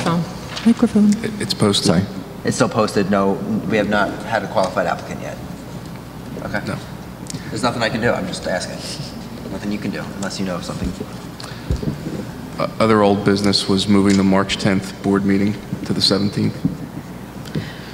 And we're doing that just to give more time for the budget planning. Yes. Is that correct? It gives us an extra week to create the budget. Okay. And this is the normal thing. We do this normally every year. so we'd meet 17th, 24th, and then and the budget we're passing at the end of April still? Didn't you guys talk about doing 2 meetings before the budget? Didn't we talk about doing 2 meetings before the budget and not moving it this way? Right now we're talking about moving the... You could move it. You could move it either way. You could move the 24th to the 17th or the 10th to the 17th. I think we should move the 24th to the 17th. I think we should have 2 budget meetings versus 1 budget meeting. Okay. Now we're going to be down a business administrator on the 10th. Yeah, I already informed you of that. Yeah. So you'll have a That's budget discussion we without need you for the budget. Yeah, so we should just go to the 17th, it seems. Can we do it with the 11th? We've done Tuesday budget meetings before. I think it's important for us to have 2 budget meetings. No, you don't. This is just for the preliminary budget. You have a whole month after that to go over, any changes you want to the budget. Oh, okay. It's just the preliminary submitted to the Okay. county. It's not easy to change. As I've learned. Was there other old business? Yeah, I had the 2 items from last week that I introduced in new business. The first being the issue about how we respond to emails that the board is receiving. I think we got some good input tonight, and maybe you could talk a little bit about how you felt about that idea that, Sure. the reason we were late today is that we were meeting with our School Boards Association rep, Gwen Thornton. We had a lot of items to discuss with her, and one of the items that was up for discussion was the communications are currently stated as a number, or we've received a number of emails, and the conversation was about possibly finding a way to elucidate exactly what the content of those emails was. So that was a discussion that ended up with the president's report, and I certainly have no problem doing that. Okay. Yeah, I mean, I think that will go a great way to just increasing transparency overall. And then the other issue was about our committee meetings. The one issue that I did bring up was the idea of making them more open to the public and how we could do that and what that would look like. So I'd love to, get more feedback from you guys if anybody's had any thoughts about that over the last couple of weeks. And I did take a look at our bylaws in the meantime, and it's specifically 0155 that addresses our committee meetings. And interestingly, one part that is in that kind of states that we should be holding our committee meetings so that we as board members could, even if we wanted to, attend another committee meeting. So if I was kind of had a bunch of curriculum questions, which I do because I'm kind of naive about curriculum, I would be able to do that, but we always typically we always schedule our committee meetings at the same time on the same day. So between 6 and 6:30 before our executive session, we're all in our committee meeting, so it makes it impossible for me to attend curriculum or for me to attend finance. And I mean, I think that would just be advantageous to us as board members. So I'd like us to think about the idea of us having our committee meetings, on different days at different times. I understand that this means an increased commitment from the board to meetings on nights other than Monday nights, but I think that's kind of crucial.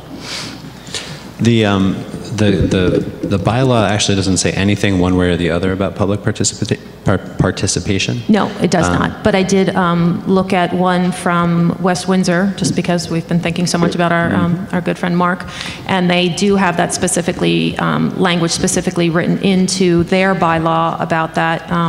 That I could read for everyone's consideration, which says, meetings of standing committees shall be called by the chair as needed and shall be open to the public with the understanding that the committee chair may choose to move to a closed session and thus work with no public in attendance. Meetings of standing committees will be held at the board office or in other school buildings. Mm-hmm.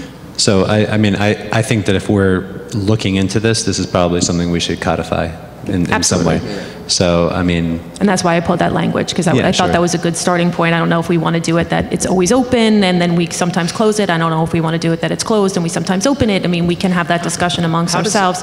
How does that work? I'm sorry to interrupt you, but one of the questions on committee meetings is that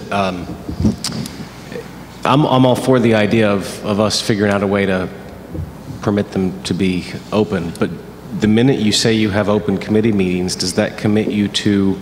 Do you have to notice the meetings in the same way that right now committees, we can meet. I mean, it really is we do meet on these every other Mondays, but when the committee decides that it needs to meet in between, they meet in between, and there's no public notification on that. The minute you codify that you're public, that they're open, I should say, do you impose upon yourself the need to notice these meetings? So in the bylaw, it says at a minimum, committees will schedule meetings at least 2 months in advance. At a minimum. It is understood that emergency and or supplemental meetings will be required from time to time, but it's that, in general, the standing meeting is when the standing meeting. And there are a lot of permutations of this, so you could have one meeting, let's say it's curriculum, you could have one meeting that's open and one meeting that's not open. Or you could have both meetings that are open, or whatever it is, And so I think that's, that's sort of the crux of the conversation. Okay. It seems like the one thing that was clear, though, and I want to set expectations to be clear, is that the committee meetings are not conversations with the community. They are for community members to listen unless otherwise invited to participate. You mean there's no public comment? There's no public comment in the committee meetings. Right, and it's not a back and forth, it's not a give and take, it's you are permitted to come and observe the process. Observe, yes. but then also with the proviso that at times we may invite members of the public who we know have particular knowledge on particular areas into curriculum or into finance to get additional perspectives that we would, that we value. The one thing about, for me personally, about the committee meetings on different nights is I plan my school schedule around the board meetings Monday nights. And if committee meetings are on other nights besides Monday, I need to at least know a semester in advance so I can schedule my classes around that. Yeah, I mean, I think what I've seen other boards do is, I mean, they're almost scheduled the year out, you know, almost like board meetings are. But then are you suggesting if we're not going to have committee meetings the same night as a board meeting, then it's almost like we're meeting, just to say, every Monday then? I mean, and you might. I mean, I don't know. I think we could choose numerous ways of doing it. Maybe, you know, curriculum always does meet on Monday nights, or maybe we alternate that. I don't know. I mean, I think there's really numerous possibilities, you know. Yeah. So, I mean, I think we have some ideas. I guess the right course of action is to put this to the policy committee. Yeah. For first reading at the next meeting? Yeah, I think so. I think this is going to mean that the policy committee is going to have to meet, and we'll discuss this. And will it be open to the public? It's not going to be open to the public yet, but we'll talk as a committee and figure out, see if we can get a time to meet before the next meeting. Okay. Linda, in the second full paragraph, there's a strike through in the bylaw that's it's 0155. Are you referring to a policy that I don't have in front of me? Correct. Oh, thank you. Yes. Okay. 0155. It's board committees. There's just a weird strike through that shouldn't be struck through. On the district website? I downloaded this today, yeah. So through where? second full paragraph. Okay. And it's struck through, so you should be able to see it, right? That's right. It's the. I will speak to the person that is responsible for the bylaws. Thank you. Which is someone else. Is there any other old business? Did we have to discuss the current year calendar? Yeah, let's do that.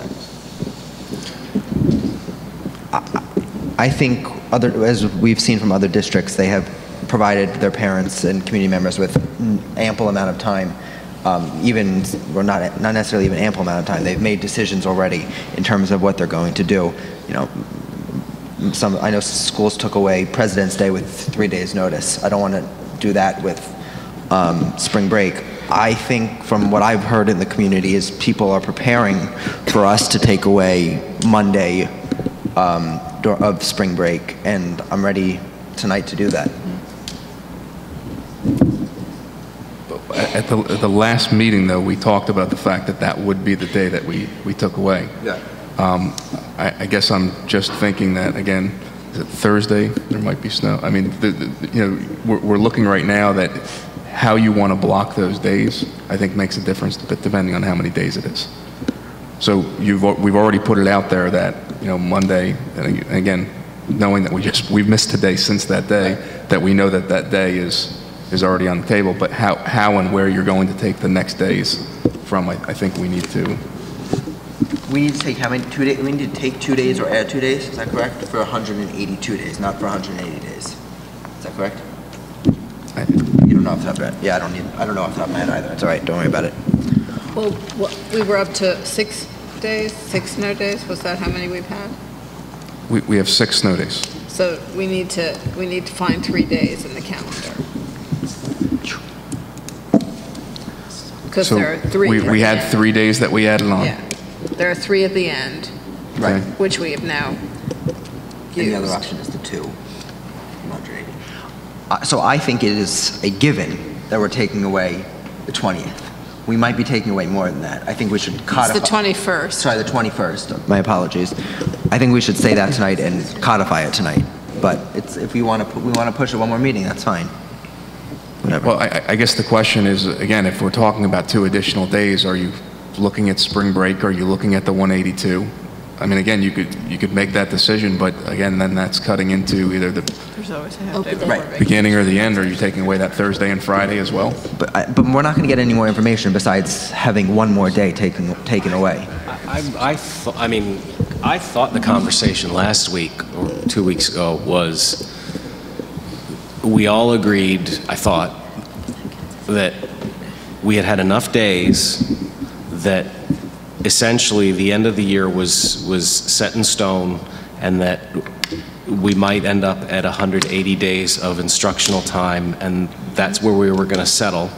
If another day occurred, then we were going to take it away from the Monday after spring break.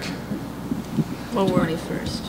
And that's where we're now at, right? Yeah. Well, So, I don't remember the 180 days part. oh, we didn't. I don't okay, remember. You don't remember that part. All right. Well, then that's okay. Then we still haven't. But so we talked about the Monday after spring break as being a day that would, in all likelihood, get taken away. But we still have 2 other days that we haven't decided what to do with. Is Yes, that? that's correct. And that's my understanding of where we are in agreement so far.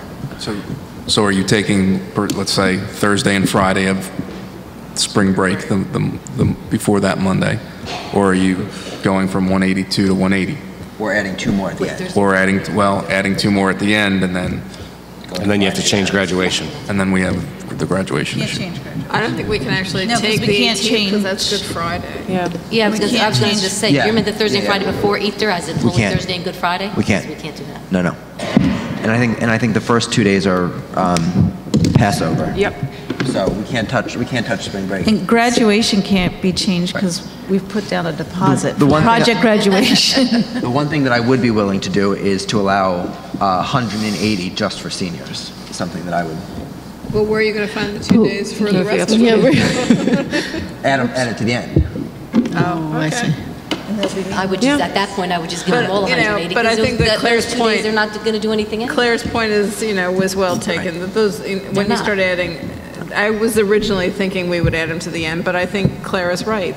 They have limited instructional value. Then we're just adding them for number's sake, Yeah. not for any other reason. Yep.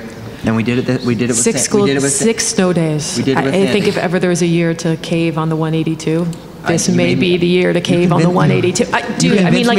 You convinced me during Sandy, and I almost voted Yeah. against the calendar, but I you mean- convinced me. You're going to convince me now. You're going to 6 convince days, dude. me. You convinced It's the me. second year in a row that we've. You did well, it. It's the second year in a row that we've.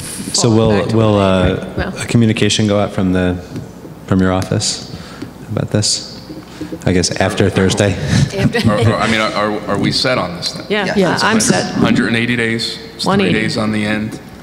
And getting rid of taking the 21st. The Easter Monday. At the present moment, if we say 180 days and we take away the Monday after spring break, all of our snow days are accounted for and life is good. One more snow day, we have a problem on our hands all over again. Is correct? Memorial Day, I mean, is that even possible to put on the table? Is there any reason Memorial Day is not possible to put on the table? I mean, I know it's highly unpopular to put on the table, but is it? I mean, There is to like me, a it looks. day in the middle of spring break we could take, the 16th. It doesn't actually. I'm not even. That would be a fantastic. During the blizzard of '94, we were in school during spring break, and half the school came and half the school didn't come, and it was just like adding it to the end of the year. Also, it just counts towards a day. It's just not Seat time, the dreaded seat time. exactly. It's seat time. Blizzard of '94. That was. But it was a serious question, is Memorial Day even a possibility? Like, can we put that out to parents, like? Given the choice between the Monday of spring break or Memorial Day? No. Well, I don't know if I would give that choice, but. No, I think Friday. Another day at the end of the year versus No, the Monday of spring break, not the Monday after spring break. Monday after. The Monday before. But I think if we have that one, Greg was saying if we have one more day, then we're in big trouble. Well, the Monday before, actually, beginning because of the week. Passover doesn't No, I know, start but till you have a that half night. day the day before, and it has to be a half day. Right. So if you took away that day, then that becomes a half day. We're not having any more snow days. But that could be a half day. I like That it. Monday could be a half The day. 14th? The 14th think could so, be a no. half day Yeah, but because you bring Passover kids in doesn't actually for- start till that night. Right. Yeah, we're not gonna have to get to it. No more snow. Yeah. We're good. It was sunny until 5:30 tonight, which was very nice. So All right. moved on. Is there any other old business? Wait, we have. Do we have clarity on this? Oh, Yes. Do we have Do clarity we on want this? to? Should we codify it in a motion? Yes. Let's do a motion. Yes, Okay. please. So I would like to move that we adjust the 2013-14 calendar to remove the 21st of April as a day off, and to reduce the calendar to 180 days of required time for students, Which would make the last day of school. which would make the last day of school with no, as it currently is. Is there a second? Second. For everybody, not just for seniors. Is there any? Do it? Is there any discussion? Yeah. We've had a lot of discussion. Should we have a roll call? Ms. Aversa? Yes. Ms. Berkowitz? Yes. Ms. Bull? Yes. Ms. Simarusti? Yes. Mr. Dietz? Yes. Mr. Ross? Yes. Ms. Scherber? Yes. Mr. Sherman? Yes. Thank you, Tim. And now are we going to put it on the table that Memorial Day is on the table? Is that what the discussion is? I mean, just in terms of being clear and a little bit transparent about if we, I mean, hopefully we don't, but if we have another snow day, what's going to potentially happen? Is this a discussion we have in 2 weeks, or is this something we? I think a better idea is actually making the 14th the half day. Oh, so, the prior Monday? Yeah, so the Friday is now the full day, and the 14th is the half day. And so then at least, you know, you sort of... So that would be step 2? 14th becomes a half day? I think that's a better idea than Memorial Day, yeah. Just think positive thoughts, and we won't need to deal with it. Okay, we'll think positive thoughts. That's the action plan. Is there any other old business? Right. Okay, is there any new business? I have a couple things. The first thing I'd like to just mention is that today I was able to get a letter fully executed from 6 superintendents, including Mr. Capone.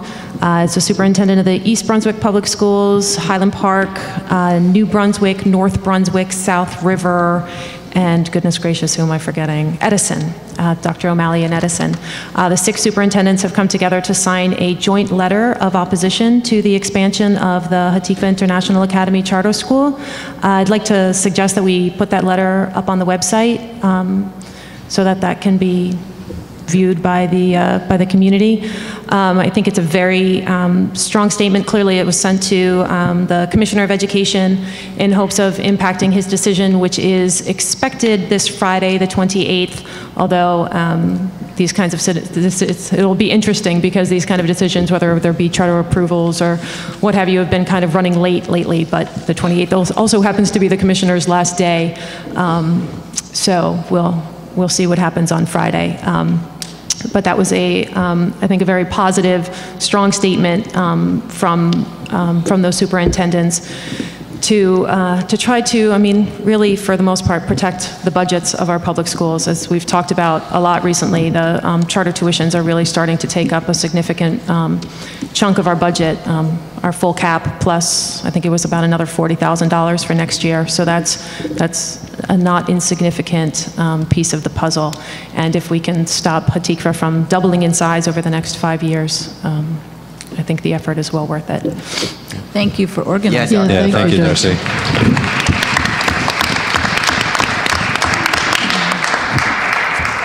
And the other piece, as Dan mentioned, as a sort of something that grew out of last Wednesday's forum, Dan and I have been discussing the ideas of, or the idea of possible resolutions that the board could consider to deal with some of the unfunded mandates that are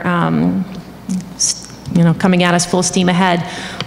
2 such resolutions that have been recently adopted by other New Jersey districts are one from the Ridgewood district and one from the Saddlebrook district.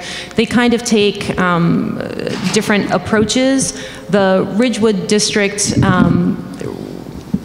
they do a couple of different things. They not only they actually ask for full compensation. They're pretty they're pretty direct. They talk about exactly how much money all of these new initiatives are costing their district, and they basically say we want that money. And Ridgewood has also done something interesting, which is ask for a delay in the use of NJ Ask and Park testing data to evaluate teachers, which is certainly something I would like us all to take a look at, and I will share that resolution with the full board. The Saddlebrook unfunded mandate resolution addresses Common Core alignment, Park, and Achieve NJ, and calls them all unfunded mandates, and they are joining with other districts to actually file a complaint with the State of New Jersey Council of Local Mandates. Now, I'm not saying we as a district may be prepared to go as far as Saddlebrook and other districts have gone, but I would certainly like us to take a look at the idea of drawing attention, using the voice that the board has to draw attention to these unfunded mandates. Yeah, thank you, Darcy. And we can, we'll work on those, and hopefully we can have something together by the next meeting. That would be great, that we thanks. can present to the board. Is there any other new business? Just the conversation about the student assistant coordinator and the services needs to happen at some point. That's part of this teen center presentation. Next meeting? The next meeting. Okay. And the other thing about new business, it's a mixture of new and old business. Previously we had on the agenda the Saturday school program, and now we're talking about today about remediations and other types of services for a targeted population. Where are we in this conversation? I've kind of lost of where we are in this conversation, if we're in the middle, beginning, or end of that conversation. What happened to the Saturday school program from Middle States and stuff like that? We had requested a waiver from Middle States, and that was approved. To not have the program? What's the waiver? No, delaying. This was part of the Middle States evaluation, so that was one of the solutions. So, Tim, could you explain just what the what that is? I don't know what the Middle States evaluation is the accreditation process, and so I don't even know. I think this is the second extension that they've been granted. Yeah. And so now you have a study year, and then you would have the actual visit, and so it gives us time to make sure that everything is within line as far as. Is there funding that backs it up, or is it out of our general fund? No, it's out of the fund. Okay. I would love to see the Saturday school program come back. It was a casualty of the $1 million of cuts that we've had to make over the last few years. We had a Saturday school program up until about 3 years ago. If you and Israel are able to revive it, it'd be great. Is there any other new business? So we had talked, you heard Kim mention it, as far as the reconvening the tech committee. And so we are reaching out to staff, and it'll be chaired by Brian Humphreys as far as looking at that and writing a comprehensive plan. Also, we'll be reaching out to members of the community that have expertise in that area to participate in this and provide feedback as far as the needs of the district, to present a plan back to the board, hopefully at the next meeting as well. I would like to serve on it if we're going to put board members onto it. I don't need to be the only one. I just would like to do it as well. Can you just talk about maybe what the process, how you envision it looking? Well, like I said, I mean, this is something that, when we were talking about the technology needs, all of these things were, whether it was increasing the legs, the bandwidth, or these computers, this was all a start. We talked about the deficiencies within the current plan, the fact that it was not comprehensive, and as Brian had pointed out, that this was something that there was much to be desired as far as what was listed. And so to look at where it is that we want to be, what our 21st century learning plan would essentially look like, and what those needs are. And again, the conversation tonight, I think, will help inform that as well. When we're talking about the privately owned technology, when we're talking about locking down the system, all of those things would be would incur costs. And having a much more substantial plan would kind of give us the larger picture. So again, Brian will be chairing that. It'll be something that, again, we'll be sending a request out to staff and parents, and putting together a group to have that discussion as an ad hoc committee. Yeah, I think it's a great idea, Tim. And this is just a thought. Would there be a way to kind of merge that at times also with the curriculum committee, so that there were there was some give and take back and forth between those two committees? Because what I'm hearing a lot of people saying is that let's not just get technology to get technology. How is that going to tie into our curriculum? How is that going to tie into our goals for our students? How is that going to tie into educational goals? I want to make sure that those two things are kind of running parallel. I mean, I think if there's board members, on the committee, I think that's a good start. I think the other thing is, certainly conversations with Michelle, or if Michelle can be involved in the process, I think would be very helpful. Or so maybe we want to think about maybe having one board member from each committee. I mean, maybe that might solve some of those issues if you have one curriculum person, or at least one curriculum, one finance, and another personnel adds a whole lot. And not to put more on Linda's plate, but I think it's going to be important for her to be part of the conversation as well in terms of budget and expenditures that we're going to have for technology. And also, not to put a rush on this, but I think it's important that this finishes before July 1st. We need to have a plan for this year's budget to spend substantial amount of money on technology. I mean, I think there's two parts of it, but I think that we need something like by the next meeting. I think we should try to have this meet 2 or 3 times, and get people together so that we can start moving on things like computers in the classroom and computers and other kinds of things for the staff, which I know has been an ongoing concern that has been stated over and over again in terms of staff needs and staff wants. So there's that part, and then I think that the long-term planning part is also critical.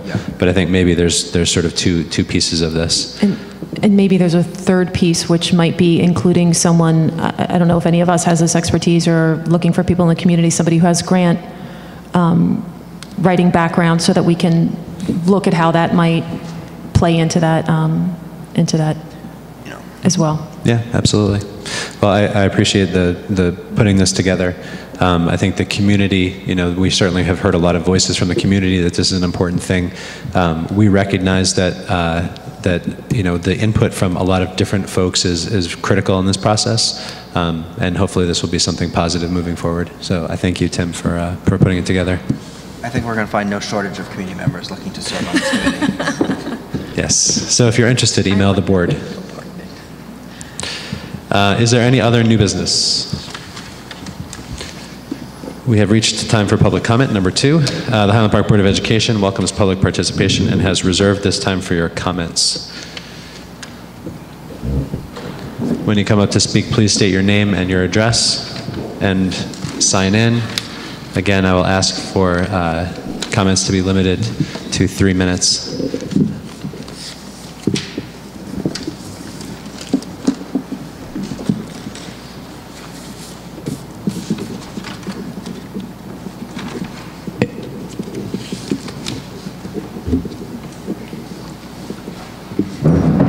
Kim Crane, President of HPEA. I wanted to add to your discussion on next year's calendar and provide some input on the difference between a half-day professional development and two consecutive days of professional development. One thing I wanted to add was that if you have 2 consecutive full days, you can offer professional development that continues into the next day. To have the break in between to deal with students is mentally and physically a challenge, because we are attempting to prepare our classrooms, prepare our instruction, and it's not the same as having 2 full days of professional development without students. 4 days is preferable, but I just wanted to clarify that difference, because we're there for our kids, and our PD kind of comes secondary. If you have a day with children, you're focused on your children, and then your PD is the next thing that you do for the rest of the day. So just when you make your decision for the calendar for next year, if you could consider that we have been severely lacking in PD over the past 8 years. I've been here 13 years, and it used to be wonderful. We would come into school, we would have many different programs that were things that were not state mandated, things that were not offered during the year. We can do bloodborne pathogens at a faculty meeting. We don't need to do that for our PD when we come in. So I know that we'll be having input on this, But I wanted to say my 2 cents while you have that discussion and while you continue looking at the calendar for next year, because it is something that we have asked for and hopefully we'll be looking forward to when we come back next year. Thank you. Thank you, Kim.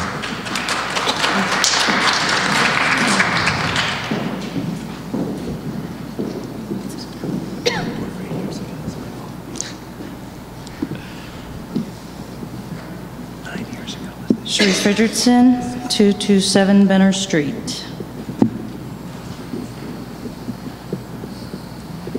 I did not intend to speak tonight. I intended to sit quietly and just observe as I have done for many weeks. And I have certainly made comments on Facebook and let it be known how I felt about some of the public comment being made, both by the board, as well as by the superintendent, as well as by the community. I'm hurt. I've lived in this community since 1993. Highland Park has always been a place that I have been proud to be a part of because of its diversity. I chose to live here because of the diversity. I chose to buy a home here and raise 3 children here with my partner because of its diversity. And yet, as soon as our community is in a difficult position, the first thing that everyone wants to do is draw lines. Everyone wants to draw lines. Mr. Capone, I was very glad to see that you did not include racial data in your presentation this evening, because that has been one of the things that has hurt me the most. I have 3 brown children that I am raising in the city of Highland Park. And to have you present in a public meeting, and one of those brown children happens to also be classified, that the 2 groups of people that are pulling down this community are the black students and the special ed students. And to say that publicly in front of all of my neighbors, and to have to wonder if people look at my kids and are trying to figure out if they're the ones. All 3 of my kids happen to score very highly on standardized tests. There's a lot of assumptions made about what happens in the raising of children. The differences that exist between upper class, middle class, and poor homes. Differences that may occur between homes of black parents, white parents, Hispanic parents, Asian parents. And I find it very disturbing that at this day and age, we are still having this conversation. Slavery happened. Jim Crow happened. Black students perform lower because there is a long history. This is not new.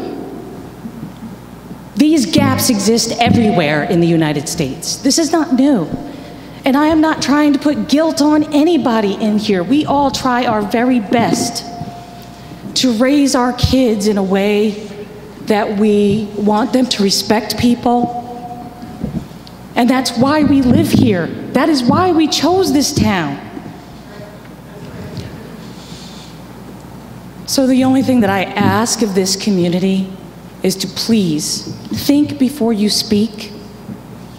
In trying to make the parents of high-performing students feel better, do not denigrate the parents of low-performing students. And do not assume that the only low-performing students are black students and special ed students, which make up a very small number in our school community. If you have 30 black kids... Sharice, just please be aware of the time. Thank you. I've not taken any of your time, and I will take it now. If you have 30 black kids, and 15 out of the 30 do not perform well, Please use the microphone. You have a 50%. I can speak loudly. No, we need you. No, you have to use the microphone. Jason Marsh, 418 South 4th. Concede my time. Thank you, Jason. Thank you, Jason. I don't know what the statistics are because I haven't seen all the specific data. All I know is that when I hear the data, I am hurt. I feel like I don't belong in this community. I feel that I am not respected in this community, and I feel that my children are going to not be able to get the same education as everybody else in a community that asks the question, are you the kid? My daughter came home 2 weeks ago from school and said to me, you know, it was really weird. I went in the school cafeteria and this woman kept telling me I needed to go get my free lunch. I am an assistant dean for first-year students at Rutgers. My partner is a professional. She makes more than I do. We don't need a free school lunch just because we are brown. I want to suggest that this board and that Mr. Capone and Mr. Soto make it a priority for our district for every staff member to have cultural sensitivity training. And that's not an indictment of our staff. That is a reality of our present. And I think that everyone wants to do the right thing by our kids. I want every single kid that needs that help to get it. And I want every kid that needs a special program to challenge them to get it. But I want us to do it in a way that is equitable and not hurtful.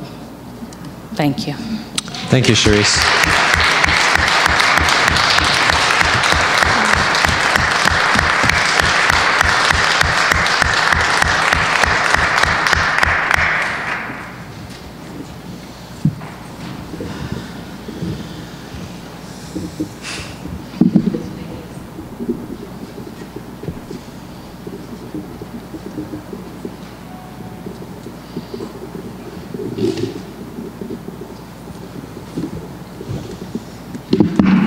My name is Melissa Newman, 215 Montgomery Street. I wanted to comment about the pre-K through 8 needing an IEP to bring your own technology. You said you wanted public feedback.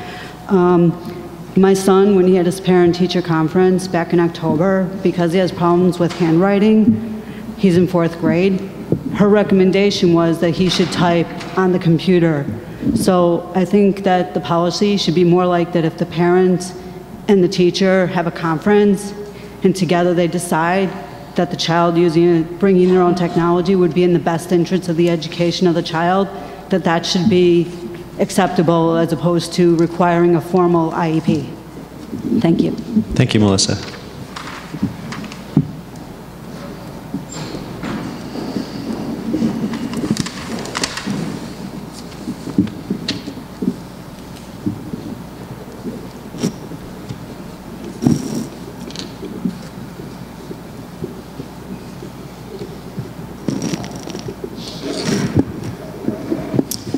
Hi, my name is Laura Boyd. I live on 337 Graham, and I have a follow-up question.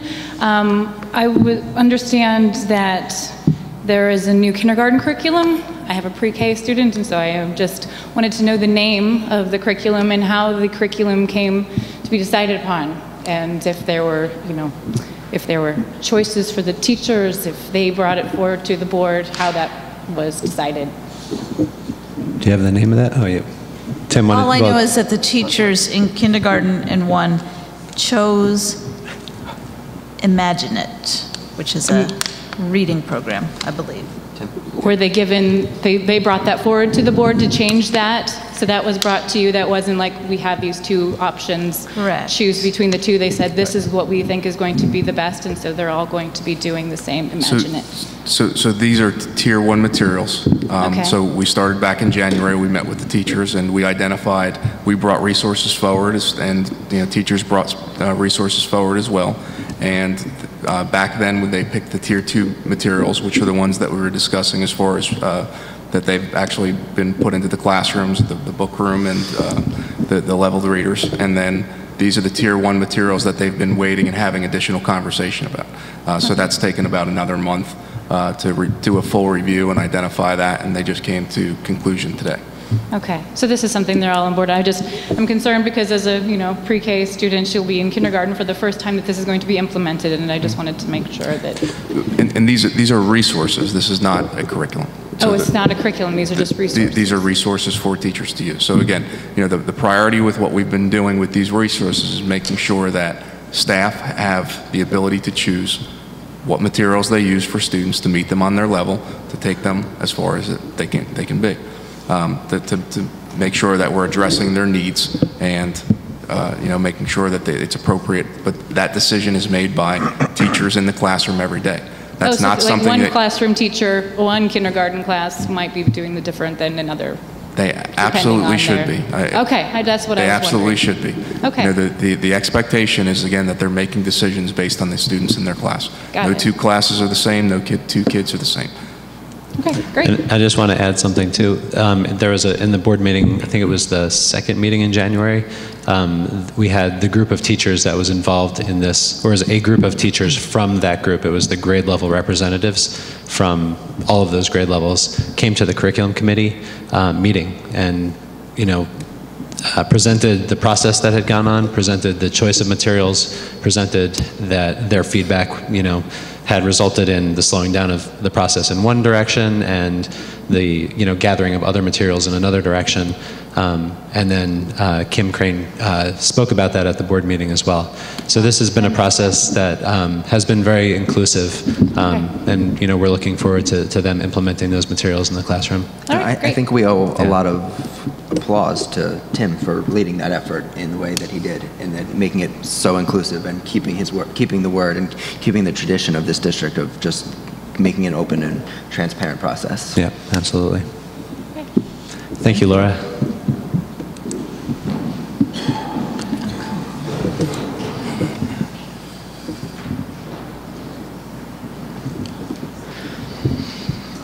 Sarah Heimowitz, 216 Graham Street. Sarah, if you could just sign in again, please.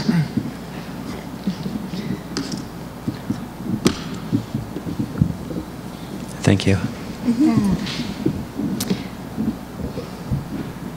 Item 13 of the agenda was the approval of the submission of the preschool program plan update. Yep. And because there wasn't much discussion about it, I just have a few questions. Are there any changes being implemented to the preschool program? Will it still be universal, or just for low-income families? Also, are there any changes being discussed for the curriculum of preschool at this time? That's not what this is about. I can't speak to the curriculum, but no, there won't be any changes as far as access. And that's not what this is not about that. This is about certifying our grants, certifying our enrollment. This is aid that comes from the state to allow us to run a universal preschool program. It's a half-day program because that's what the funding allows. But there are no changes. No changes, and I don't know about any curriculum. But to your question, there are no curricular changes planned for the pre-K program. Okay, thanks. Thank you.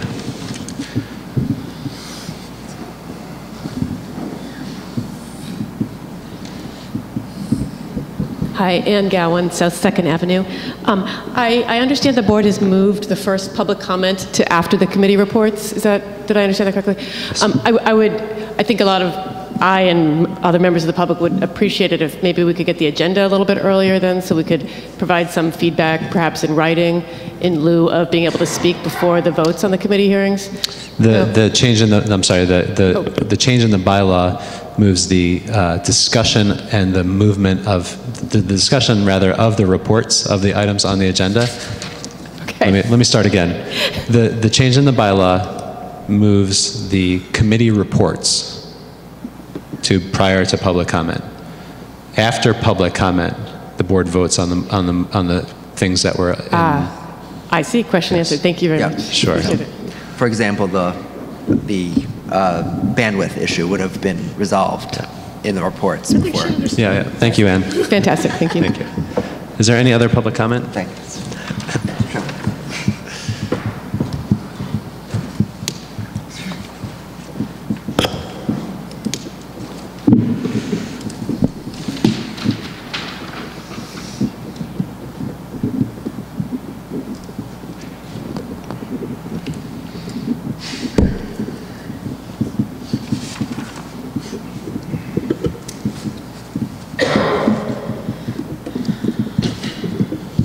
I just wanted to ask Andrew, sorry, state Andrew your name. Zappo, 131 Johnson Street. Thank you. I just wanted to get clarification about the bandwidth increase. Has that already been taken care of? Is the contract signed? The reason I ask is it doesn't sound like the bandwidth usage has been validated, meaning where all the data is going. I understand there's a certain amount that goes to each school. What's it made of? Is it a combination of phone usage, internet usage, who's using it, and where is it coming from? Meaning, is there content filtering? Do you know what's going to YouTube? Do you know what's going to MP3? That's the type of stuff that would be very interesting to know when you ask the public to come in as technology experts to weigh in. That's really about it. Yeah. Okay. I mean, we didn't. No, that was not discussed in the committee. What was discussed is that the present software programs that we have are not able to be used. The fact that why they're not being able to use was not discussed, but just the pure fact that. And then the only other thing is, was virtualization ever brought up as an option? I have no clue what that is. Here's what I Yes. think. Yeah. I think that the key, though, to the point that you made is that during the ad hoc technology committee that's being formed, Brian will be chairing that committee, and he has all those answers. Okay. So, Great. I mean, I encourage you, I mean, especially with an IT background. Okay. Yeah. You know. But just Thank you, Andrew. Brian did talk about virtualization at the last meeting that he presented. He didn't talk about it in huge detail, but he did talk about that as something that he's evaluating. Is there any other public comment?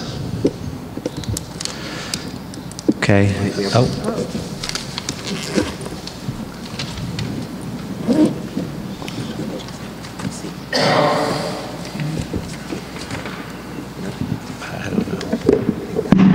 Sorry. I think she said she was going to put it on the website, and it was going to go up here with us.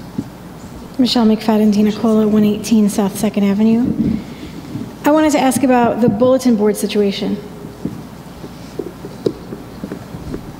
Any news? I was in there today. I thought they looked great. Okay, so what is on them? It's student work and the standard by which they're addressing. So are all of the students work on them? All of the students? You know, without rosters, I don't know. I would assume that it is all the students in the class, and you know, there aren't grades or any kind of measurement. It's something that they should be posting that they're proud of. At least that was my takeaway from being in the building. Okay. So I just was asking because we haven't had any word, the public hasn't had any word about the situation with the bulletin boards. That was kind of a bomb that dropped. So people were upset about them. We didn't hear anything back except that, you know, the teachers misunderstood. There was a lot of hurt feelings over them, and then we heard nothing. So it's just, this is kind of an example of the frustration that everyone's feeling. It's that we voice things and we don't hear back. I don't know that you guys are understanding that we're not hearing back. The teachers wrote their letter probably over 2 months ago, maybe more, I can't even remember. And we haven't heard anything back. And, you know, there's a lot of things that we've brought up that we still haven't heard anything back. I mean, I really appreciated Dan saying that he respects the skepticism. It's continuing, unfortunately. I think we need to hear a lot more from you. It's my own personal opinion, and I think that lots of people share it. Thank you. Actually, can I ask a follow-up on that? Because, I mean, you mentioned that the standards are up. Is that now something that's required in Irving pre-K through 1, or is that something that, I mean, because... The rubric is up. He What said I was standard, told not- today in the curriculum committee meeting is that the rubric is up, but there are no rubric scores on the student work. So rubric and a standard? Because rubric's different than this. I know that. It's the rubric is up, is what I'm telling you. So, but I saw the standards posted on the ones I saw. I I didn't check every single one. No, but I mean, the ones that I saw, the standard was posted, and it was where the work they were doing to demonstrate the work that they were doing in association with that standard. Right, but I'm asking a sincere question. If in now pre-K through 1, if this is something that's being required of the teachers in terms of their bulletin boards, because as, you know, a parent whose children have just come out of Irving, you know, pre-K, kindergarten, very often the work that's up is more just kind of artwork, or are we now saying that all work that's up has to be written work, has to be something that does relate back to a standard? Is that now a requirement for our Irving teachers in terms of their bulletin boards? Well, everything that we do is somehow tied to what you're trying to accomplish, which are those standards. I mean, that's not something that is, you know, there's a million different creative ways that you can do that. The expectation is that, you know, they're doing work which is meaningful to students and is working towards those standards. Again, how they interpret that, how they decide to do that is the teacher's prerogative. So is that a yes? That I'm asking a very, I feel like I'm trying to ask a very simple question anyway. Have all the teachers been told that everything on a bulletin board has to go back to a standard? I mean, because often it was just artwork. So here's, again, you know, when we did talk about this the last time, again, what was relayed to me was that there had been bulletin boards that were not being utilized. Okay. When I went and talked with the staff, they said that that wasn't true, that they all had bulletin boards. Okay. Then it went to, you know, that there wasn't enough student work posted, or there were bulletin boards that were empty. And again, in talking with the staff, that, you know, they do post student work, and that's been a past practice. So again, you know, whether we're pointing the finger as far as who said what, I mean, you know, I don't really know. The way that we left it was, if you have bulletin boards, if you're posting work, that's great. But there was no directive as far as how often, what you're posting, what standards you have to meet. That's my question. That's a teacher's prerogative. Okay, so teachers don't have to post something with standards or rubrics, but they're free to? Well, again, you know, I would say from a practice standpoint, and again, I haven't had this conversation directly with anyone, but the work that you do is tied with the standards that you're trying to meet. So, you know, again, the ones that I saw today, the standard was posted. And there's art standards, and there's PE standards. There's standards for everything. No, we know that, but is the rubric posted? Well, I think, may I speak? My name is Kate. Wait, not yet. Sorry, Kate. Sorry. I am not an educator, and I understand what a standard it is, and I understand what a rubric is. Is a rubric posted, is my question. Is there you said the student score is not there, but... Well, so again, yeah. So what is a rubric? A rubric is, here are the measures that you have within any assignment. Okay, there's things that you're looking for. So whether it's quantified normally. Well, but it's not about the number. To you. I'm sorry. It's not about the number. It's about feedback. Okay, that's what the rubric is for. But not to a 5-year-old, not to a 6-year-old. You have to. I truly believe you use rubrics for everything. The teacher evaluation system, all of them, regardless of the one you pick, is based on rubrics. Okay, when you go to college and you take classes and you have assignments, there's rubrics. I'm 28. In high school, there's rubrics. I'm 27. Across the board, people use rubrics. Okay, and the reason is that it standardized the practice, so you know what you're looking for, what it is that makes this assignment good, bad, indifferent. However it is that you're trying to measure this. So the communication that you have with a first grader, or using a rubric as far as the work that they're using, you don't think that it's important for them to understand what makes the work, what makes it hitting that standard. I am not an education expert. I just know how I would want to raise my kids, and that would not be putting them giving them a number at the age of 5 or 6. It's not about numbers. Okay. It's a hamburger. It's a what? It's a hamburger. But it's not. I will show you. It can be. It can be. And for me, I think there's a difference between doing that in the classroom and then the need to post that outside of the classroom. And I agree, a teacher should have a rubric. I don't know. I'm not an expert in this. I just know how I would want my kids to be raised.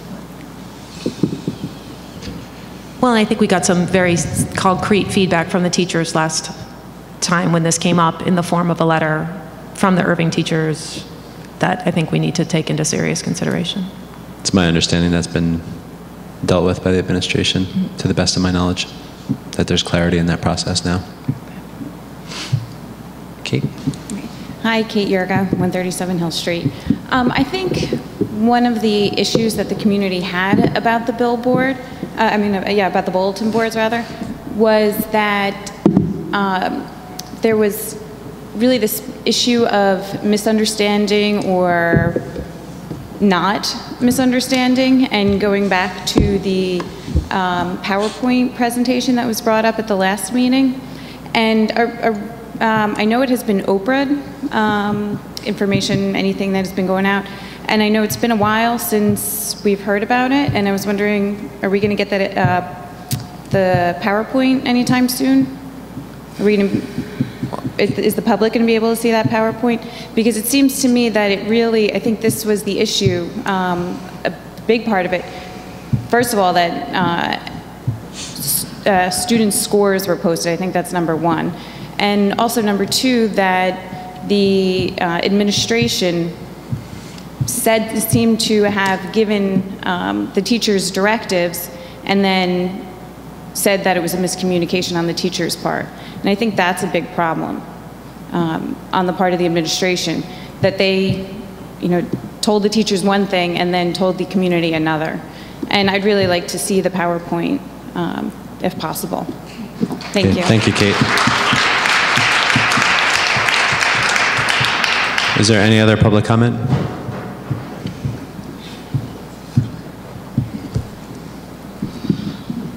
Denise Mayflower, 314 Wayne Street, Highland Park, New Jersey.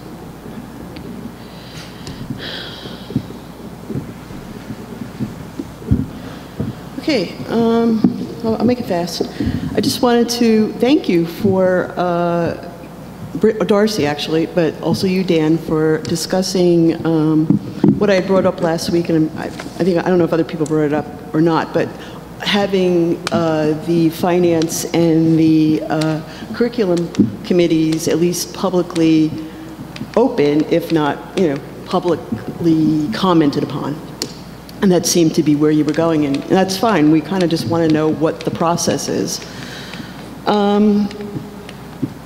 Speaking of the process, there's still a lot of things, I think, as other people have said, that we would like some more explanation on. Part of it is the RIFs. There's still been no explanation as to who, how, when those people were selected. Another part of it has been, what are you going to do about the SAC? What's the concrete plan? Not just send it to that person, send that bit to that person. Something needs to be told to us.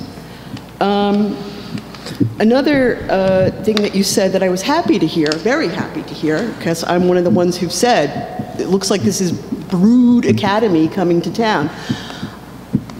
You said that that's not happening. Well, what is happening? Because this is what it looks like to me, and I don't like it. I don't know who does.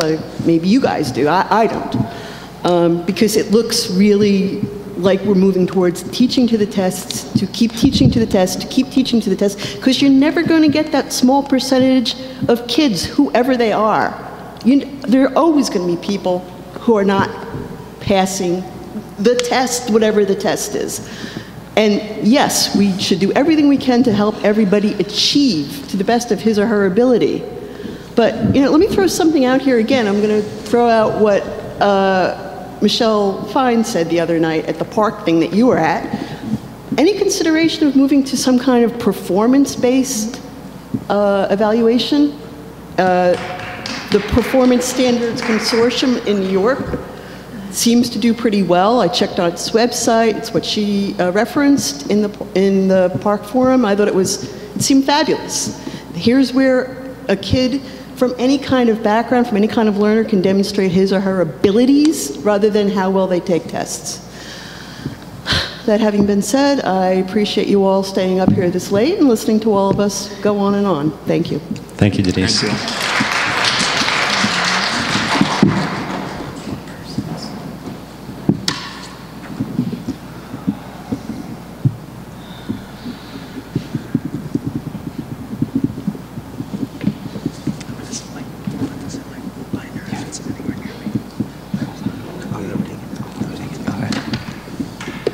Okay, I'm Ben QB, 110 North 5th Avenue. I graduated this district 2004. I'm now a substitute in the district. There's nothing wrong with having a rubric. There's nothing wrong with having a rubric, but you can't put numbers on boards. You can't tell them, like, you can't put the information on the board. Just put the stuff on the board.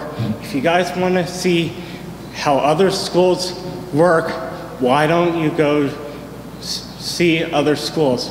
I work at many schools. Some are better than Highland Park, some are worse. You guys need to look. And as for the calendar, you guys can look at other sites to see what other schools are doing. Please look. Thank you. Thank you. Is there any other public comment?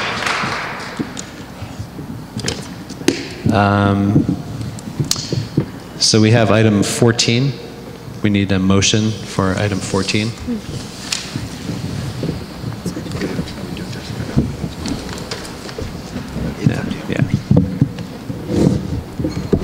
So we need someone to move item 14. So moved. Second? Second. Okay, is there any discussion?